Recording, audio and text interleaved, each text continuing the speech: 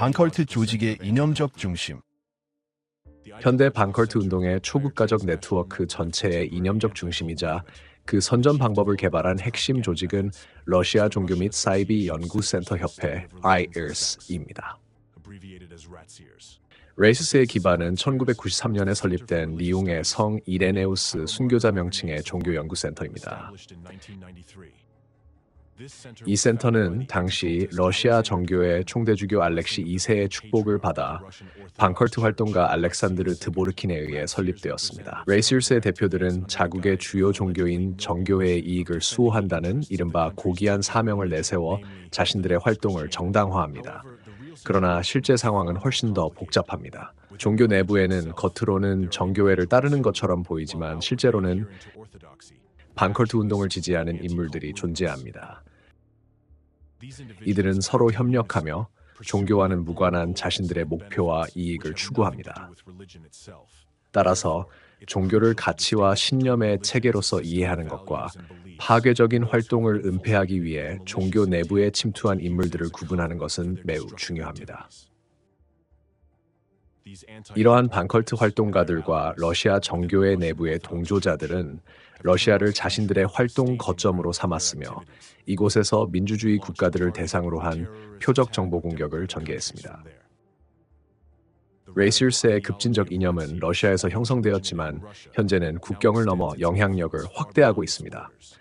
반컬트 조직들은 특히 중국, 프랑스, 독일에서 강한 영향력을 확보하고 있으며 일부 국가에서는 당국 또는 개별 권력 인사들의 지원까지 받고 있습니다. 이러한 지원을 통해 반컬트 조직들은 입법기관, 사법기관, 그리고 법 집행기관에까지 영향력을 행사할 수 있는 위치를 확보했습니다. 이 국제적 반컬트 네트워크의 대표적인 조직 가운데 하나가 파리에 본부를 둔 유럽 사이비 연구 정보센터 연맹 FCRIS입니다. FCRIS는 약 18개의 대표 조직을 포함하는 반컬트 단체들의 연합체로 주로 유럽 30여 개국의 네트워크를 두고 있습니다. 본부와 운영 중심은 파리에 위치해 있으며 예산의 약 90%가 프랑스 국가 예산에서 지원됩니다. 또한 FCRIS는 유럽평의회에서 참여 지위를 보유하고 있으며 유엔 경제사회 이사회 이코속에서는 자문 지위를 가지고 있습니다. 정관에 따르면 FCRIS는 정치적, 철학적, 종교적으로 중립적인 조직이라고 주장합니다. 그러나 실제로는 시민의 명예와 존엄을 침해하는 행위로 여러 차례 논란에 휘말렸으며 이러한 활동으로 인해 법적 소송이 제기된 사례도 존재합니다. 오랜 민주주의 전통을 가진 프랑스는 예상치 못하게 반컬트 운동의 활동 구조에 편입되었습니다. FCRIS 활동의 약 90%가 국가 예산으로 지원되고 있기 때문입니다. 또한 프랑스에서는 반컬트 활동이 정부 차원의 기구인 종파적 일탈 대응 부처 간 위원회 미빌류데스를 통해 제도화되어 있습니다. 그러나 이 위원회와 FCRIS의 활동은 국제사회로부터 반복적인 비판을 받아왔습니다. 특히 일부 종교단체 구성원들에게 신념을 포기하도록 강요하는 폭력적인 강제 개종 방식이 사용되었다는 점이 문제로 지적되었습니다. FCRIS와 라이시스는 각각 여러 조직들로 구성되어 있으며 두 네트워크는 서로 긴밀하게 연결되어 있습니다. 이들은 공통된 정책 아래 동일한 방법을 사용하며 서로 밀접한 관계를 유지하고 있습니다. 예를 들어 레이시스 회장이자 러시아의 대표적인 반컬트 활동가인 알렉산드르 드보르킨은 FCRIS 부회장을 역임했으며 현재도 이사회 구성원으로 남아 있습니다. 또한 레이시스 부회장이자 드보르킨의 협력자인 러시아 정교회 사제 알렉산드르 노보파신 역시 FCRIS의 통신회원으로 활동하고 있습니다. 현재 FCRIS 내부에서 레이시스 대표들의 공식적인 참여는 중단된 상태입니다. 이는 러시아 측 인물들이 FCRIS의 이념에 미치는 영향을 숨기고 러시아와 우크라이나 사이의 군사적 충돌이 격화되는 상황에서 러시아 선전에 대한 지원 의혹을 피하기 위한 조치로 해석됩니다. 공식 문서에서는 반컬트 조직들이 국제인권규범을 준수한다고 주장합니다. 그러나 실제 활동 방식은 크게 다릅니다. 이 조직들은 설립 이후 여러 차례 반민주적이고 불법적인 활동으로 논란을 일으켰습니다. 여기에는 허위 정보와 중상모략의 조직적 유포, 폭력 선동, 파괴적 심리 조작 기법의 사용, 종교 간 증오를 이용한 갈등 조장, 그리고 특정 단체에 대한 표적 박해 등이 포함됩니다. 일부 사례에서는 이러한 행동이 물리적 폭력으로까지 이어진 경우도 보고되었습니다. 공식적으로 반컬트 상위 조직인 FCRIS는 유럽에 기반을 둔 단체들을 포함하고 있으며 레이시스는 러시아와 독립국가연합 CIS 국가들의 조직들을 포괄하고 있습니다. 두 협회는 모두 미국의 반컬트 활동가들과도 적극적으로 협력하고 있습니다. 미국의 반컬트 활동가 스티븐 하사는 FCRIS가 주최한 여러 컨퍼런스에 참석한 바 있습니다. 또한 그는 러시아에서 운영되는 교육클럽 가운데 한 곳에서 초청 강연을 진행한 적이 있으며 이곳에는 반컬트 활동가 알렉산드르 드보르킨 역시 정기적으로 강연을 하고 있습니다. 더 나아가 하산은 러시아 반컬트 활동가들의 초청으로 여러 차례 러시아를 방문하여 강연을 진행했습니다. 드보르킨은 귀찮은 낯선 사람에게 던지는 10가지 질문이라는 책을 출판했는데 이 책의 내용은 하산의 저서에 포함된 한 장을 거의 그대로 반영한 것으로 알려져 있습니다. 또한 드보르킨은 하산의 책들을 적극적으로 추천하고 있으며 컬트의 위험성에 대한 두 사람의 수사는 매우 유사하여 때로는 문장 수준에서도 거의 동일하게 반복되는 모습을 보입니다. 이러한 서사의 동기화는 양측 사이의 지속적인 정보 교환과 협력이 이루어지고 있음을 시사하며 하산과 드보르킨 사이에 직접적이고 긴밀한 관계가 존재할 가능성을 보여줍니다. 보다 면밀히 살펴보면 이러한 반컬트 이념 중심이 미국의 사회적 정치적 과정에도 일정한 영향을 미치고 있음을 확인할 수 있습니다. 이 문제는 이후에 보다 자세히 다루어질 예정입니다. 반컬트 이념 중심이 미국에 영향을 미쳤음을 보여주는 또 다른 사실은 1990년대에 미국의 신문들이 갑자기 알렉산드르 드보르킨의 발언과 평가를 적극적으로 인용하기 시작했다는 점입니다. 특히 뉴욕타임스와 같은 권위 있는 매체들까지도 러시아뿐 아니라 다른 국가들에서 활동하는 이른바 컬트에 대한 드보르킨의 주관적인 평가를 인용하기 시작했습니다. 러시아의 컬트 전문가라는 인물의 발언이 갑자기 뉴욕타임스와 같은 유명 신문에 등장한다는 사실은 다소 의문스럽게 보이지 않습니까? 일반적으로 최고 수준의 전문가조차 이러한 매체에서 발언이 인용되기 어려운 현실을 고려할 때 비교적 널리 알려지지 않은 러시아 전문가의 의견이 뉴욕타임스에 등장했다는 점은 주목할 만한 사실입니다. 이러한 현상은 재정적 투자, 언론에 대한 금전적 영향력 또는 언론 내부의 영향력 네트워크 존재와 같은 여러 가능성으로 설명될 수 있습니다. 어떤 경우이든 이는 러시아의 급진적 반컬트 인물의 견해를 미국 언론에 통합하려는 조직적인 세력이 존재했음을 시사합니다. 이제 피크리스와 라슬스라는 상위 조직과 그 지도자들의 활동을 사례로 삼아 반컬트 조직들이 사용해온 범죄적 운영 방식에 대해 살펴보겠습니다. 이러한 활동 방식은 반컬트 조직의 행위가 테러 행위로 규정될 수 있는지에 대한 의문을 제기합니다. 그렇다면 반컬트 조직들은 실제로 어떻게 활동하며 민주주의를 파괴하려는 적대적 글로벌 계획 속에서 어떤 역할을 수행하고 있는 것일까요? 뉴스의 홍수 속에서 여러분 가운데 많은 분들이 파괴적 컬트, 전체주의적 종파 혹은 킬러 컬트와 같은 용어를 접해 보셨을 것입니다. Dangerous and abusive cult. Totalitarian cults. Cults. The word cult. The cult. Cult. Shocking cults. 반컬트 조직의 대표들은 사실적 증거, 경찰 수사 또는 종합적인 신학적 분석에 의존하지 않은 채 특정 단체들의 이러한 낙인을 붙입니다. 그 대신 이들은 이론적 학문이나 객관적 현실과는 전혀 관련이 없는 전혀 다른 방식에 따라 행동합니다. 미국에서는 컬트라는 용어가 핵심적인 낙인 용어로 사용되는 반면 유럽과 구소련 국가들에서는 종파라는 용어가 이와 같은 역할을 합니다. 특히 전체주의적 종파라는 표현은 강한 비하적이고 낙인적인 의미를 지니고 있습니다. 1993년 이후 반컬트 운동의 이념가 알렉산드르 드보르킨은 전체주의적 종파라는 용어를 구소련 지역의 언론 공간에 광범위하게 확산시켰습니다. 정치학과 냉전시대 선전 언어에서 차용된 전체주의라는 개념은 억압, 수용소, 감금, 철조망, 강제노동, 그리고 열악한 식량과 같은 이미지를 연상시킵니다. 이러한 이유로 이 용어는 전체주의적 종파로 규정된 단체 구성원들에 대해 공포와 불안을 조성하고 편향되는 인식을 형성하기 위한 도구로 사용됩니다. 또한 전체주의적 종파와 파괴적 컬트라는 용어의 모호성은 반컬트 활동가들이 사실적 근거 없이도 어떤 조직이든 이러한 범주에 포함시킬 수 있도록 합니다. 그러나 종파, 컬트, 전체주의적 종파, 파괴적 컬트와 같은 용어는 대부분의 국가 법률이나 국제 법적 문서에서 인정되지 않는 표현입니다. 이러한 용어들은 법적 근거를 갖지 않으며 양심의 자유와 종교 단체에 관한 법률과도 충돌합니다. 그럼에도 불구하고 반컬트 활동가들은 이러한 용어들을 비난의 무기로 사용하며 언론이 이를 사용하도록 지속적으로 유도하고 있습니다. 반컬트 운동의 불법적 활동은 국제사회뿐 아니라 러시아 내부에서도 주목을 받고 있습니다. 학계와 법조계 인사들은 반컬트 조직 전반과 특히 그 주요 이념가인 알렉산드르 드보르킨의 활동이 사기적이고 범죄적인 성격을 지니고 있음을 지적해왔습니다. 또한 알렉산드르 드보르킨의 활동은 미국에서도 비판을 받고 있습니다. 미국에서는 미국 국제종교자유위원회에 작성된 특별 보고서에서 그의 활동에 대한 법적 평가가 제시되었습니다. 이 위원회의 주요 임무는 전 세계 종교 자유 침해 사례를 조사하고 그 결과를 바탕으로 미국 대통령과 국무장관 그리고 의회에 정책 권고를 제시하는 것입니다. USCIR를 위해 정책 분석가 제이슨 모턴이 작성한 러시아와 구소련 지역에서의 반컬트 운동과 종교 규제 보고서에는 다음과 같은 평가와 권고가 포함되어 있습니다. 드보르킨은 오랫동안 반컬트 운동에 지적, 신뢰성을 부여하는 외관을 제공해왔다. 알렉산드르 드보르킨과 그의 협력자들은 정부와 사회에서 영향력 있는 위치를 확보하며 여러 국가에서 종교에 관한 공적 담론 형성에 영향을 미쳐왔다.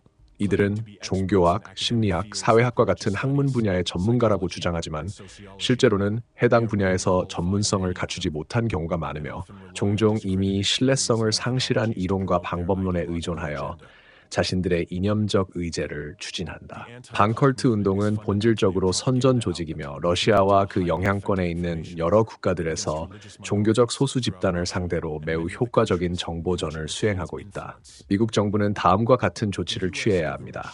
알렉산드르 드보르킨과 리옹의 성 이레네우스 정보상담센터가 종교적 소수 집단을 대상으로 지속적으로 수행해온 허위 정보 유포 활동에 대해 공개적으로 규탄해야 합니다. 또한 유럽 사이비 연구정보센터 연맹이 새로운 종교 운동들을 대상으로 전개하고 있는 선전에 대응하기 위해 유럽 안보협력기구이 인간 차원 회의에서 반컬트 운동 내부의 개인과 조직들이 종교 자유 억압에 지속적으로 관여해왔다는 사실을 알리는 정보를 제시해야 합니다.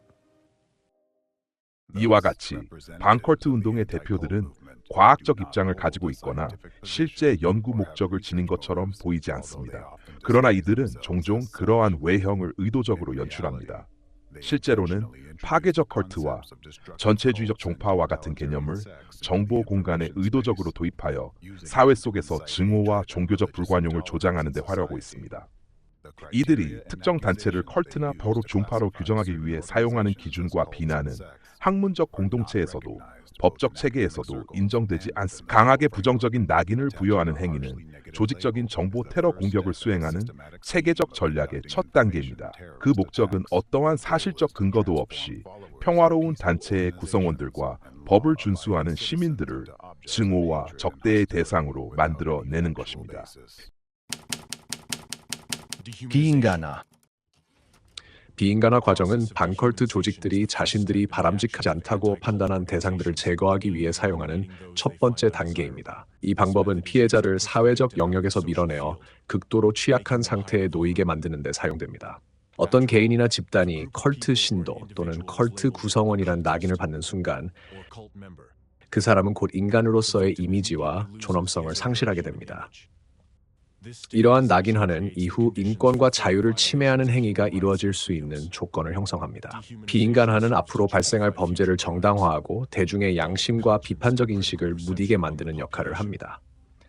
즉, 비인간화란 사회가 미래의 범죄를 받아들이고 심지어 그에 참여하도록 만드는 일종의 사회적 가공 과정입니다. 현재 반컬트 테러리스트들은 대중 속에 다음과 같은 인식을 심어놓는 데 성공했습니다. 컬트 신도는 인간이 아니라는 인식입니다. 자신들의 목표를 달성하기 위해 반컬트 조직의 대표들은 언론, 선전, 자국의 지배적 종교, 법 집행기관, 그리고 심지어 국가 권력 구조까지 활용합니다. 전체주의적 종파는 위험합니다. 그것은 사회에 심각한 위협을 가합니다. 릴런 로스. 대부분의 사람들이 어떤 집단을 컬트라고 부를 때 그들은 파괴적 컬트를 의미합니다. 사람들에게 피해를 주는 컬트입니다. 이러한 피해는 신체적, 정신적, 감정적, 성적 또는 경제적 착취의 형태일 수 있습니다. 종종 기만적이고 강압적인 학대를 동반하며 매우 권위적인 특징을 보입니다. 마인드 컨트롤 컬트에는 매우 다양한 유형이 존재합니다. 종교 컬트도 있고 치료 컬트도 있으며 비즈니스 컬트도 있고 정치 컬트도 있으며 개인 숭배 컬트도 있습니다. 모든 컬트 조직은 언제나 사회와 싸웁니다. 그들은 사회를 악마화하고 부정적으로 묘사합니다. 이것은 자연스러운 현상입니다. 어떤 컬트 조직이든 그 역사를 연구해보면 그들이 개인 차원, 가족 차원, 사회 차원, 심지어 국가 안보 차원에서도 심각한 위협이 된다는 사실을 알 수 있습니다. 모든 컬트의 목표는 권력과 돈입니다. 모든 전체주의적 종파, 즉 컬트는 세계적인 계획을 가지고 있습니다. 모든 전체주의적 종파는 권력을 장악하고 세계와 모든 사람을 통제하려고 합니다. 그것이 바로 그것들이 컬트인 이유입니다. 그들은 공동의 적이 존재하는 한 일시적으로 서로 협력할 수 있습니다. 그리고 그들의 공동의 적은 무엇보다도 정교회입니다. 지금 이 설명을 듣고 있는 동안 여러분 가운데 일부는 다음과 같은 생각을 떠올렸을 수도 있습니다. 반컬트 활동가들이 말하는 것에 무엇이 잘못되었지? 컬트는 실제로 위험하지 않은가? 그리고 컬트 신도들은 모두 세뇌되었거나 어리석거나 속은 사람들이 아닌가? 하지만 놀라운 사실은 이러한 생각이 여러분 자신의 개인적인 신념이 아닐 수도 있다는 점입니다. 이러한 생각들은 반컬트 활동가들이 정보 공간을 통해 여러분의 잠재의식 속에 의도적으로 심어놓은 파괴적인 이미지의 결과일 가능성이 있습니다. 많은 사람들은 컬트 또는 종파라는 단어를 들으면 언론을 통해 접했던 위험한 집단들의 사례를 떠올립니다. 사람들에게 피해를 주었고 사회에 해를 끼쳤던 집단들입니다. 컬트라는 단어는 개인적 위험을 연상시킵니다. 집단 자살, 성적 착취의 피해자가 된 여성들, 정신병적 행동을 보이는 지도자들, 그리고 지도자에게 모든 재산을 바치는 세뇌된 추종자들의 이미지가 떠오릅니다. 그러나 한번 생각해 보십시오. 여러분은 실제 삶에서 이러한 현상을 마지막으로 언제 직접 보았습니까? 그리고 반컬트 활동가들이 퍼뜨린 부정적인 이미지 외에 새로운 종교 운동에 대해 여러분이 알고 있는 것은 무엇입니까? 물론 새로운 종교 운동의 창립자들 가운데 일부가 사기 행위를 하거나 개인적 이익을 위해 시민들의 신뢰를 악용하며 범죄를 저지른 사례가 존재한다는 사실은 인정해야 합니다. 그러나 이러한 상황에서 반컬트 조직의 대표들은 어떤 도움을 줄 수 있을까요? 이러한 사건은 법 집행기관이 다루어야 합니다. 시민을 이러한 위협으로부터 보호하는 주요 책임은 법 집행기관에 있기 때문입니다. 이 경우 필요한 수사를 진행하고 불법 활동의 증거를 수집하며 그 이후에야 범죄자들을 법에 따라 처벌하고 범죄 조직을 해체해야 합니다. 그러나 반컬트 활동가들의 경우에는 모든 일이 정반대로 이루어집니다. 먼저 근거 없는 비난과 낙인이 이루어지고 그 다음에야 법 집행기관을 개입시키고 형사 사건을 제기하려고 합니다. 그리고 이러한 사건들의 대부분은 사실이나 객관적인 수사의 결과가 아니라 소문, 중상모략, 허위 증언, 그리고 반컬트 활동가들이 붙인 낙인에 근거하고 있습니다. 이러한 특징은 모든 반컬트 조직이 사용하는 전략의 본질을 드러냅니다. 그들의 목표는 종교 조직을 객관적으로 분석하여 실제로 위험한 집단을 식별하는 데 있지 않습니다. 그들의 목표는 자신들이 표적으로 선택한 어떤 집단이든 사회적으로 불신하게 만들고 결국 폐쇄시키는 것입니다. 이를 위해 그들은 기본적인 권리와 자유를 침해하고 다양한 조작적 방법, 비방적 수사, 그리고 증오 발언을 사용합니다. 그들이 실제로 겨냥하는 대상은 낙인 찍힌 특정 집단이 아니라 이러한 공개적인 박해를 지켜보게 되는 전체 사회입니다. 그들의 목적은 정보 테러 행위를 수행하여 사회를 약화시키고 국가의 상황을 불안정하게 만들며 궁극적으로 민주주의를 파괴하는 것입니다. 반컬트 활동가들이 사용하는 전술 가운데 하나는 현대 종교 단체들에 대한 근거 없는 박해를 정당화하기 위해 역사적 사례를 인용하는 것입니다. 즉, 과거의 컬트로 불렸던 일부 극단주의 집단들이 실제 범죄를 저질렀던 사례를 제시하는 방식입니다. 그러나 이러한 개별 사례로부터 모든 새로운 종교 운동이 예외 없이 위험하다는 잘못된 결론이 도출됩니다. 이러한 결론은 해당 단체들의 기원, 목표, 가치와는 무관하게 일반화됩니다. 이른바 연좌 책임 방법은 조작적 전술입니다. 이 방법에서는 표적이 된 조직을 이미 사회적으로 부정적으로 인식되는 극단주의 집단, 테러 조직, 범죄자, 독재자들과 연결시킵니다. 또한 표적 조직의 가르침 가운데 일부 내용을 문맥에서 분리하여 왜곡하는 방식이 사용됩니다. 이러한 방식은 해당 조직의 이미지를 악마화하는 효과를 가져옵니다. 그 결과 실제로 유해한 활동에 대한 직접적인 증거가 없음에도 불구하고 원치 않는 조직들과 그 구성원들 주변에 의도적으로 위험한 분위기가 조성됩니다.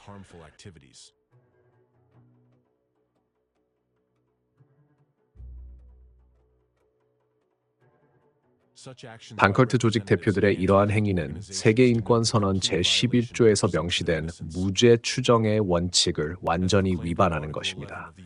이 조항은 모든 사람이 법에 따라 유죄가 입증되기 전까지는 무죄로 추정될 권리를 가진다고 규정하고 있습니다. 무죄 추정 원칙을 위반하는 행위는 의도적인 중상모략을 퍼뜨리고 대중을 오도하기 위한 불법적 행위입니다.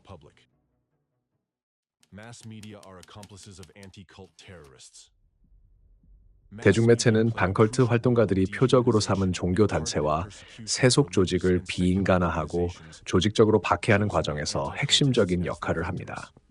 반컬트 활동가들은 기자, 편집자, 주요 언론사의 책임자들을 포함한 언론 관계자들과의 비공식적인 인맥을 활용하여 특정 조직을 비방하기 위한 대규모의 장기적인 캠페인을 기획하고 실행합니다. 본질적으로 이는 정보 테러 행위라고 할 수 있습니다. Therefore, the cult works ahead of the curve. How do cultist fraudsters turn people into slaves? And how have they managed to evade responsibility for decades? How Jehovah's Witnesses embarked on the path of extremism. 이러한 캠페인 과정에서는 다양한 부정적 영향 수단이 동원됩니다. 공격적인 수사, 증오 발언, 허위 정보의 유포, 중상모략, 의도적인 도발, 그리고 특정 인물들을 향한 공격과 폭력을 선동하는 행위 등이 사용됩니다. 이 과정에서 일부 비윤리적인 언론 관계자들은 이러한 협력 네트워크에 끌어들여집니다. 그들은 목표를 달성하기 위해 의심스러운 행동에 가담할 의지를 보이며 결과적으로 정보 테러 행위에 참여하게 됩니다. 이처럼 반컬트 조직의 대표들은 미래의 공격을 실행할 직접적인 수행자들을 언론을 통해 모집하게 됩니다. 또한 반컬트 활동가들은 자신들이 포섭하거나 관심을 끌어들인 일부 인물들을 피해자로 만들어냅니다. 이들은 낙인 찍힌 조직의 악의적인 영향으로 피해를 입었다고 주장하는 인물들로 묘사됩니다. 그러나 이러한 가짜 피해자들의 이야기는 사실과 다른 경우가 많음에도 불구하고 비방성 언론 보도를 통해 널리 확산됩니다. 이 모든 것은 필연적으로 범죄로 이어지는데 사실 이는 대다수의 컬트 집단에 존재하거나 어떤 식으로든 잠재적으로 존재합니다. 법률 위반은 처음에는 몇 건으로 시작되다가 점점 더 많아지고 점점 더 빈번해집니다. 그리고 이것들은 모든 도덕적 규범을 명백히 위반하는 명백한 범죄입니다. 이와 같은 방식으로 반컬트 활동가들은 특정 단체를 위험하고 조작적인 집단으로 규정합니다. 그러나 실제로 위험하고 조작적인 것은 바로 그들 자신의 행동입니다. 그들은 언론 내부에 자신들의 사람들을 통해 사회 전체를 대상으로 한 실제적인 심리적 조작을 수행합니다. 그리고 이러한 과정은 그들 스스로가 조장한 대중의 공격적 감정을 다시 이용할 수 있도록 만들어줍니다. 그들은 사람들이 낙인 찍힌 모든 조직을 위험한 컬트로 인식하도록 만들고 컬트 신도는 인간이 아니다라는 인식을 대중의 잠재의식 속에 심어놓습니다. 이 단순한 공식은 모든 인간이 가진 기본적인 본능을 자극합니다. 자신의 생명과 자녀의 생명에 대한 두려움을 불러일으키며 언제든지 닥칠 수 있는 위협의 이미지를 만들어냅니다. 이러한 자극에 대한 자연스러운 반응은 자기 방어입니다. 그리고 이때 선택지는 두 가지뿐입니다. 도망치거나 싸우는 것입니다. 그러나 반컬트 활동가들은 자신들의 선전에 증오 선동과 불법 행위에 대한 암묵적인 장려를 함께 결합시킵니다. 그 결과 지배적인 반응은 싸움이 되며 때로는 파괴라는 형태로까지 나타나게 됩니다. 이러한 방식 아래에서 반컬트 활동가들은 자신들이 원하지 않는 어떤 조직이든 비인간화하고 악마화할 수 있습니다. 그리고 그 조직을 사회적 영역 밖으로 밀어낼 수 있습니다. 여러분이 비인간화라는 단어를 들으면 다소 추상적인 개념처럼 느껴질 수도 있습니다. 그렇다면 이제 그 결과가 실제로 어떻게 나타나는지 구체적인 사례를 통해 살펴보겠습니다. 알렉산드르 드보르킨의 반컬트 테러 활동. 오랜 기간 동안 라슐스의 대표들은 수많은 새로운 종교 운동들을 향해 적대적인 발언을 지속적으로 퍼뜨려 왔습니다. 그들의 회의, 인터뷰, 강연, 그리고 다양한 공개 활동은 사회 속에 적대적인 분위기를 형성했으며 그 결과 대중 사이에서 증오와 외국인 혐오가 나타나는 사례로 이어지기도 했습니다. 예를 들어 러시아 반컬트 운동의 핵심 인물이자 급진적 인형가인 알렉산드르 드보르킨은 1993년 자신의 반컬트 활동을 시작한 이후 러시아의 여호와의 증인 기독교 운동을 상대로 적극적인 허위 정보 캠페인을 벌여왔습니다. 드보르킨은 이 단체의 신도들을 상대로 다양한 형태의 선전을 활용했습니다. 신문, 잡지, 인터넷, 포털에 게재된 비방성 기사에서부터 방송 매체에 출연하여 이 종교단체에 대해 극도로 부정적인 평가를 내리고 그들의 활동을 최악의 방식으로 묘사하는 발언에 이르기까지 다양한 방식이 사용되었습니다. 여호와의 증인은 정교의 기독교 국가에 들어왔습니다. 그들은 나와 나의 신앙을 모욕합니다. 따라서 나는 그들에게 대응할 권리가 있습니다. 내 책은 그들의 집요한 접근과 끊임없는 포교 활동에 대한 응답입니다. 여호와의 증인들은 신도들의 정신을 조종합니다. 그러나 동시에 막대한 돈을 벌어들입니다. 보통 여호와의 증인들이 말을 할 때는 가능한 모든 것을 짜내려 합니다. 여호와의 증인들은 스스로를 어떻게 부르든 간에 기독교인이라고 부를 수 없습니다. 왜냐하면 그들은 그리스도를 하나님으로 인정하지 않기 때문입니다. 여호와의 증인은 의심할 여지 없이 전체주의적 종파입니다. 왜냐하면 여호와의 증인은 상업적 컬트이기 때문입니다. 예를 들어 2009년 중반 드보르킨은 러시아 연방 방송 채널 NTV와의 인터뷰에서 여호와의 증인을 마약 밀매업자에 비유하고 그들을 노예라고 표현하는 등 매우 강경한 발언을 했습니다. 사실 그들이 무료로 제공하는 것은 골목의 마약상이 처음 한번 무료로 약을 주는 것과 비슷합니다. 그는 두 번째도 무료로 줄 수 있습니다. 그러나 세 번째를 얻기 위해서는 사람들이 돈을 들고 그에게 달려가게 됩니다. 베델에 사는 사람들은 무료로 일합니다. 그들은 기숙사 침대와 공동 식당의 식사를 제공받는 대가로 불규칙한 시간 동안 일합니다. 음식은 여호와의 증인의 농장에서 공급됩니다. 그곳에서도 비슷한 노예들이 음식을 생산합니다. 즉 비용은 거의 들지 않습니다. 명백히 선적 성격을 띤 이 인터뷰는 여호와의 증인에 대한 증오와 공격성을 크게 증가시키는 결과를 낳았습니다. 그 결과 러시아에선 종교적 동기에 기반한 범죄가 급격히 증가했습니다. 기도 장소와 신도들의 주택이 공격을 받았고 협박과 심각한 신체적 폭력 사건들이 발생했습니다. 다음은 2009년부터 2010년 사이 드보르킨의 발언 이후 러시아 시민들에 의해 발생한 여호와의 증인 대상 폭력 사건들 가운데 일부 사례입니다. 고령의 여호와의 증인 부부의 집이 공격을 받아 창문이 돌에 의해 파괴되었습니다. 부모가 여호와의 증인인 한 학생이 공격을 받았습니다. 2명의 여성 신도가 폭행을 당했으며 그중 1명은 머리를 맞고 의식을 잃었습니다. 2명의 여성 신도가 심한 모욕을 당한 뒤 심각한 폭행을 당했습니다. 2명의 여성 신도가 공격을 받아 1명은 계단에서 밀려 떨어졌고 다른 1명은 등에 발길질을 당했습니다. 여호와의 증인의 왕국 회관이 공격을 받아 경비원이 폭행당하고 건물에 방화가 이루어졌습니다. 여호와의 증인 컬트는 그들의 우스꽝스럽고 모순된 신앙 때문에 유지되는 것이 아닙니다. 그것은 컬트의 엄격한 통제 때문에 유지됩니다. 그것은 매우 엄격한 전체주의적 종파이자 컬트입니다. 소화성의 문제도 있습니다. 실제로 수백 건의 사례가 있으며 이 컬트는 매번 이를 은폐해 왔습니다. Jehovah's Witnesses are a cult. Hands off our children.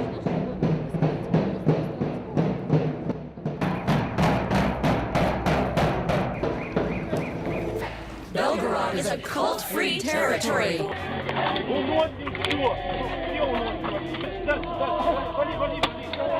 이 사례는 단지 한 국가에서 단 한 명의 반컬트 운동대표가 단 1년 동안 공개 활동을 해서 나타난 결과의 일부에 불과합니다.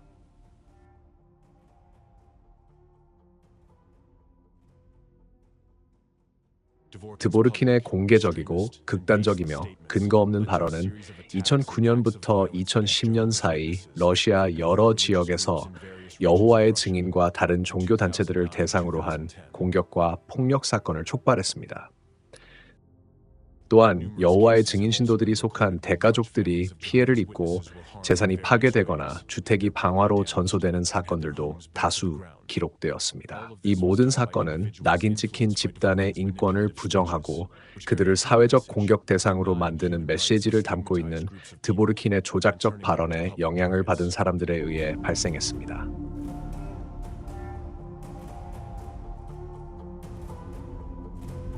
맞아요. 박해받는 사람들은 박해를 받아야 하는 거예요.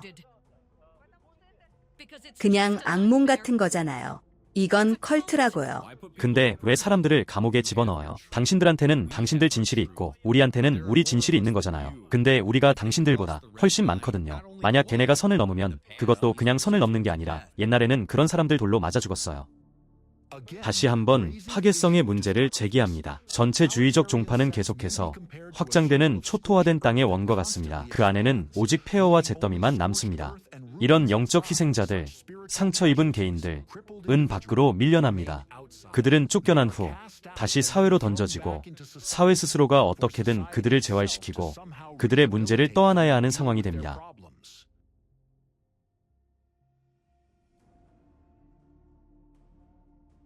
이제 특정 집단을 적으로 규정하고 비인간화하기 위해 사용되는 조작 방법의 한 사례를 살펴보겠습니다. 알렉산드르 드보르킨이 공개 연설에서 반복적으로 사용하는 낙인적 비교 표현에 주목해 보십시오. 전체주의적 종파의 또 다른 이름은 파괴적 컬트입니다. 파괴적이라는 것은 암과 같습니다. 몸속에 들어와 전이되어 결국 몸 전체를 죽게 만드는 암세포와 같습니다. 컬트는 사회 속에서 마치 몸속의 암 종양처럼 행동합니다. 사회로부터 자원을 빨아들이며 그 자양분으로 살아가다가 결국 사회 자체를 죽게 만듭니다.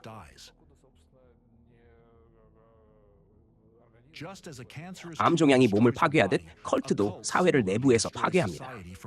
드보르킨이 초토화된 땅이나 암 종양과 같은 은유를 사용하여 종파 신도 또는 컬트 신도로 낙인 찍힌 사람들을 묘사하는 것은 결코 우연이 아닙니다. 드보르킨은 이러한 강렬하고 부정적인 비유를 의도적으로 사용하여 여러분의 비판적 사고를 우회하고 해당 공동체의 구성원들을 여러분의 눈앞에서 비인간화하려 합니다. 그는 이들을 극도로 위험하고 해로운 존재와 의도적으로 연결시키며 즉각적으로 제거되어야 할 대상으로 인식하도록 만듭니다. 이러한 비교는 사람의 사고 속에서 이른바 흑백 사고의 메커니즘을 활성화합니다. 그 결과 조작적 서사가 집중되는 대상은 절대적인 악으로 인식되며 무조건적인 거부의 대상이 됩니다. 동시에 드보르킨 자신은 자신의 급진적인 수사가 인권을 명백히 침해하고 극단주의의 표현이라는 사실을 충분히 알고 있습니다. 따라서 그는 사람들에 대한 직접적인 공격 선동이라는 비난을 피하기 위해 강연마다 또 다른 조작적 문장을 반복합니다. 그것이 바로 우리는 컬트 신도를 상대하는 것이 아니라 컬트를 상대한다 라는 주장입니다. 우리는 종종 이런 전형적인 저널리즘식 질문을 받습니다. 컬트 신자들과 어떻게 싸우시나요? 그리고 저는 항상 똑같은 대답을 합니다. 저는 컬트 신자들과 싸우는 게 아닙니다. 저는 컬트와 싸웁니다. 우리는 컬트와 싸우지, 컬트 신도와 싸우는 것이 아니다라는 이 표현은 드보르킨과 그의 추종자들이 자주 사용하는 대표적인 의미 조작의 사례입니다. 이 문장은 컬트라는 조직 개념과 그 구성원인 실제 사람들 사이에 마치 명확한 구분이 존재하는 것처럼 보이게 하는 이분법적 구조를 포함하고 있습니다. 그러나 실제로 이러한 구분은 불가능합니다. 어떤 조직이든 사람들로 이루어져 있으며 사람 없이 존재할 수 없기 때문입니다. 드보르킨의 이러한 조작적 발언은 그가 컬트라고 부르는 조직의 활동과 이른바 컬트 신도라고 불리는 사람들의 존재가 서로 분리될 수 없다는 사실을 의도적으로 무시합니다. 결국 그는 사람들을 암 종양이나 초토화된 땅에 비유함으로써 사회 속에서 그들에 대한 증오를 유발하고 있는 것입니다. 이러한 조작의 본질을 보다 명확히 이해하기 위해 다음 질문에 답해 보십시오. 여러분이 컬트는 암 종양과 같다라는 비유를 들었을 때 어떤 이미지가 떠올랐습니까? 어떤 추상적인 조직의 이미지였습니까? 아니면 컬트라는 단어와 연결되어 여러분이 알고 있거나 언론에서 보았던 특정 인물들의 모습이 떠올랐습니까? 실제로 여러분의 의식 속에는 조직이 아니라 사람들의 이미지가 떠올랐을 것입니다. 왜냐하면 드보르킨이 이러한 언어적 조작을 통해 전달하려는 숨겨진 메시지는 결국 다음과 같기 때문입니다. 컬트 신도는 위험하다. 그들은 제거되어야 한다. 반컬트 집단의 대표들이 사용하는 이러한 조작적 기법은 여러분의 사고 속에서 인지 부조화를 유발합니다. 그 결과 사람들은 비판적 평가 없이 부정적인 이미지를 받아들이도록 강요받게 됩니다. 이러한 인지 부조화의 유발은 일종의 정신적 폭력입니다. 그것은 개인의 사고의 독립성을 약화시키고 동료 시민들에 대한 증오를 강제로 심어주며 폭력적 행동을 정당화하는 암묵적인 지시를 내리기 때문입니다. 특히 주목해야 할 점은 반컬트 활동가들이 이러한 은밀한 증오 조장 기법을 사회의 여러 영역에서 반복적으로 사용한다는 사실입니다. 그들은 특정 집단을 증오하도록 만들 필요가 있을 때, 사회의 한 집단을 다른 집단과 충돌시키고자 할 때 이러한 방법을 활용하여 사회 전체의 증오와 폭력의 물결을 확산시킵니다. 알렉산드르 드보르킨이 사용하는 이러한 조작적 방법들은 이미 많은 사람들에게 심각한 심리적, 도덕적, 신체적 고통을 초래했으며 여러 사망 사건으로까지 이어졌습니다. 이에 대한 구체적인 내용은 이후에 자세히 다루어질 예정입니다. 드보르킨의 공개 발언에는 증오 선동의 명확한 징후가 나타나며 이는 라바트 행동 계획에서 제시된 기준 시험의 모든 요소를 충족합니다. 국제적으로 널리 인정된 법적 규범에 따르면 이러한 활동은 법적으로 금지되어야 하며 그 실행에 관여한 모든 사람은 법에 따라 책임을 져야 합니다. 흥미로운 점은 반컬트 조직의 지도자이자 전체주의적 종파라는 용어의 창시자인 알렉산드르 드보르킨이 컬트라는 용어의 법적 정의를 도입하는 것에 반대한다는 사실입니다. 그 이유는 만약 법적 정의가 도입된다면 특정 조직이 실제로 전체주의적 종파나 파괴적 컬트에 해당한다는 사실을 객관적인 증거로 입증해야 하기 때문입니다. 그리고 그에 대한 모든 비난 역시 사실에 근거해야 합니다. 러시아 반컬트 운동의 지도자인 드보르킨 자신도 다음과 같이 말한 바 있습니다. 이러한 사건의 대부분은 패소하게 될 것이다. 22년 전 저는 컬트 문제를 다루기 시작했습니다. 당시 저는 이 문제를 해결하기 위해 컬트라는 법적 용어를 시급히 도입해야 한다고 주장했습니다. 그러나 곧 저는 현재 상황에서는 그것이 절대적으로 불가능하다는 사실을 깨달았습니다. 만약 우리가 내일 컬트라는 법적 용어를 도입한다면 그 다음날 법원에는 바로 그 컬트라고 불리는 조직들로부터 수많은 소송이 제기될 것입니다. 그들은 우리가 컬트라는 것을 입증하라, 그러한 정의에 해당한다는 모든 증거를 제시하라고 요구할 것입니다. 그렇게 되면 많은 소송에서 패소할 가능성이 큽니다. 그리고 법원의 판결에 따라 우리는 더 이상 여러 조직들을 컬트라고 부를 수 없게 될 것입니다. 심지어 가장 위험하고 혐오스러운 조직들조차도 말입니다. 종파와 컬트라는 용어를 법률로 정의하게 되면 이러한 용어의 근거 없는 사용은 자동적으로 제한됩니다. 그리고 이는 반컬트 활동가들이 이후에 불법적인 행동을 시작하기 위해 사용하는 주요 도구를 사실상 무력화하게 됩니다.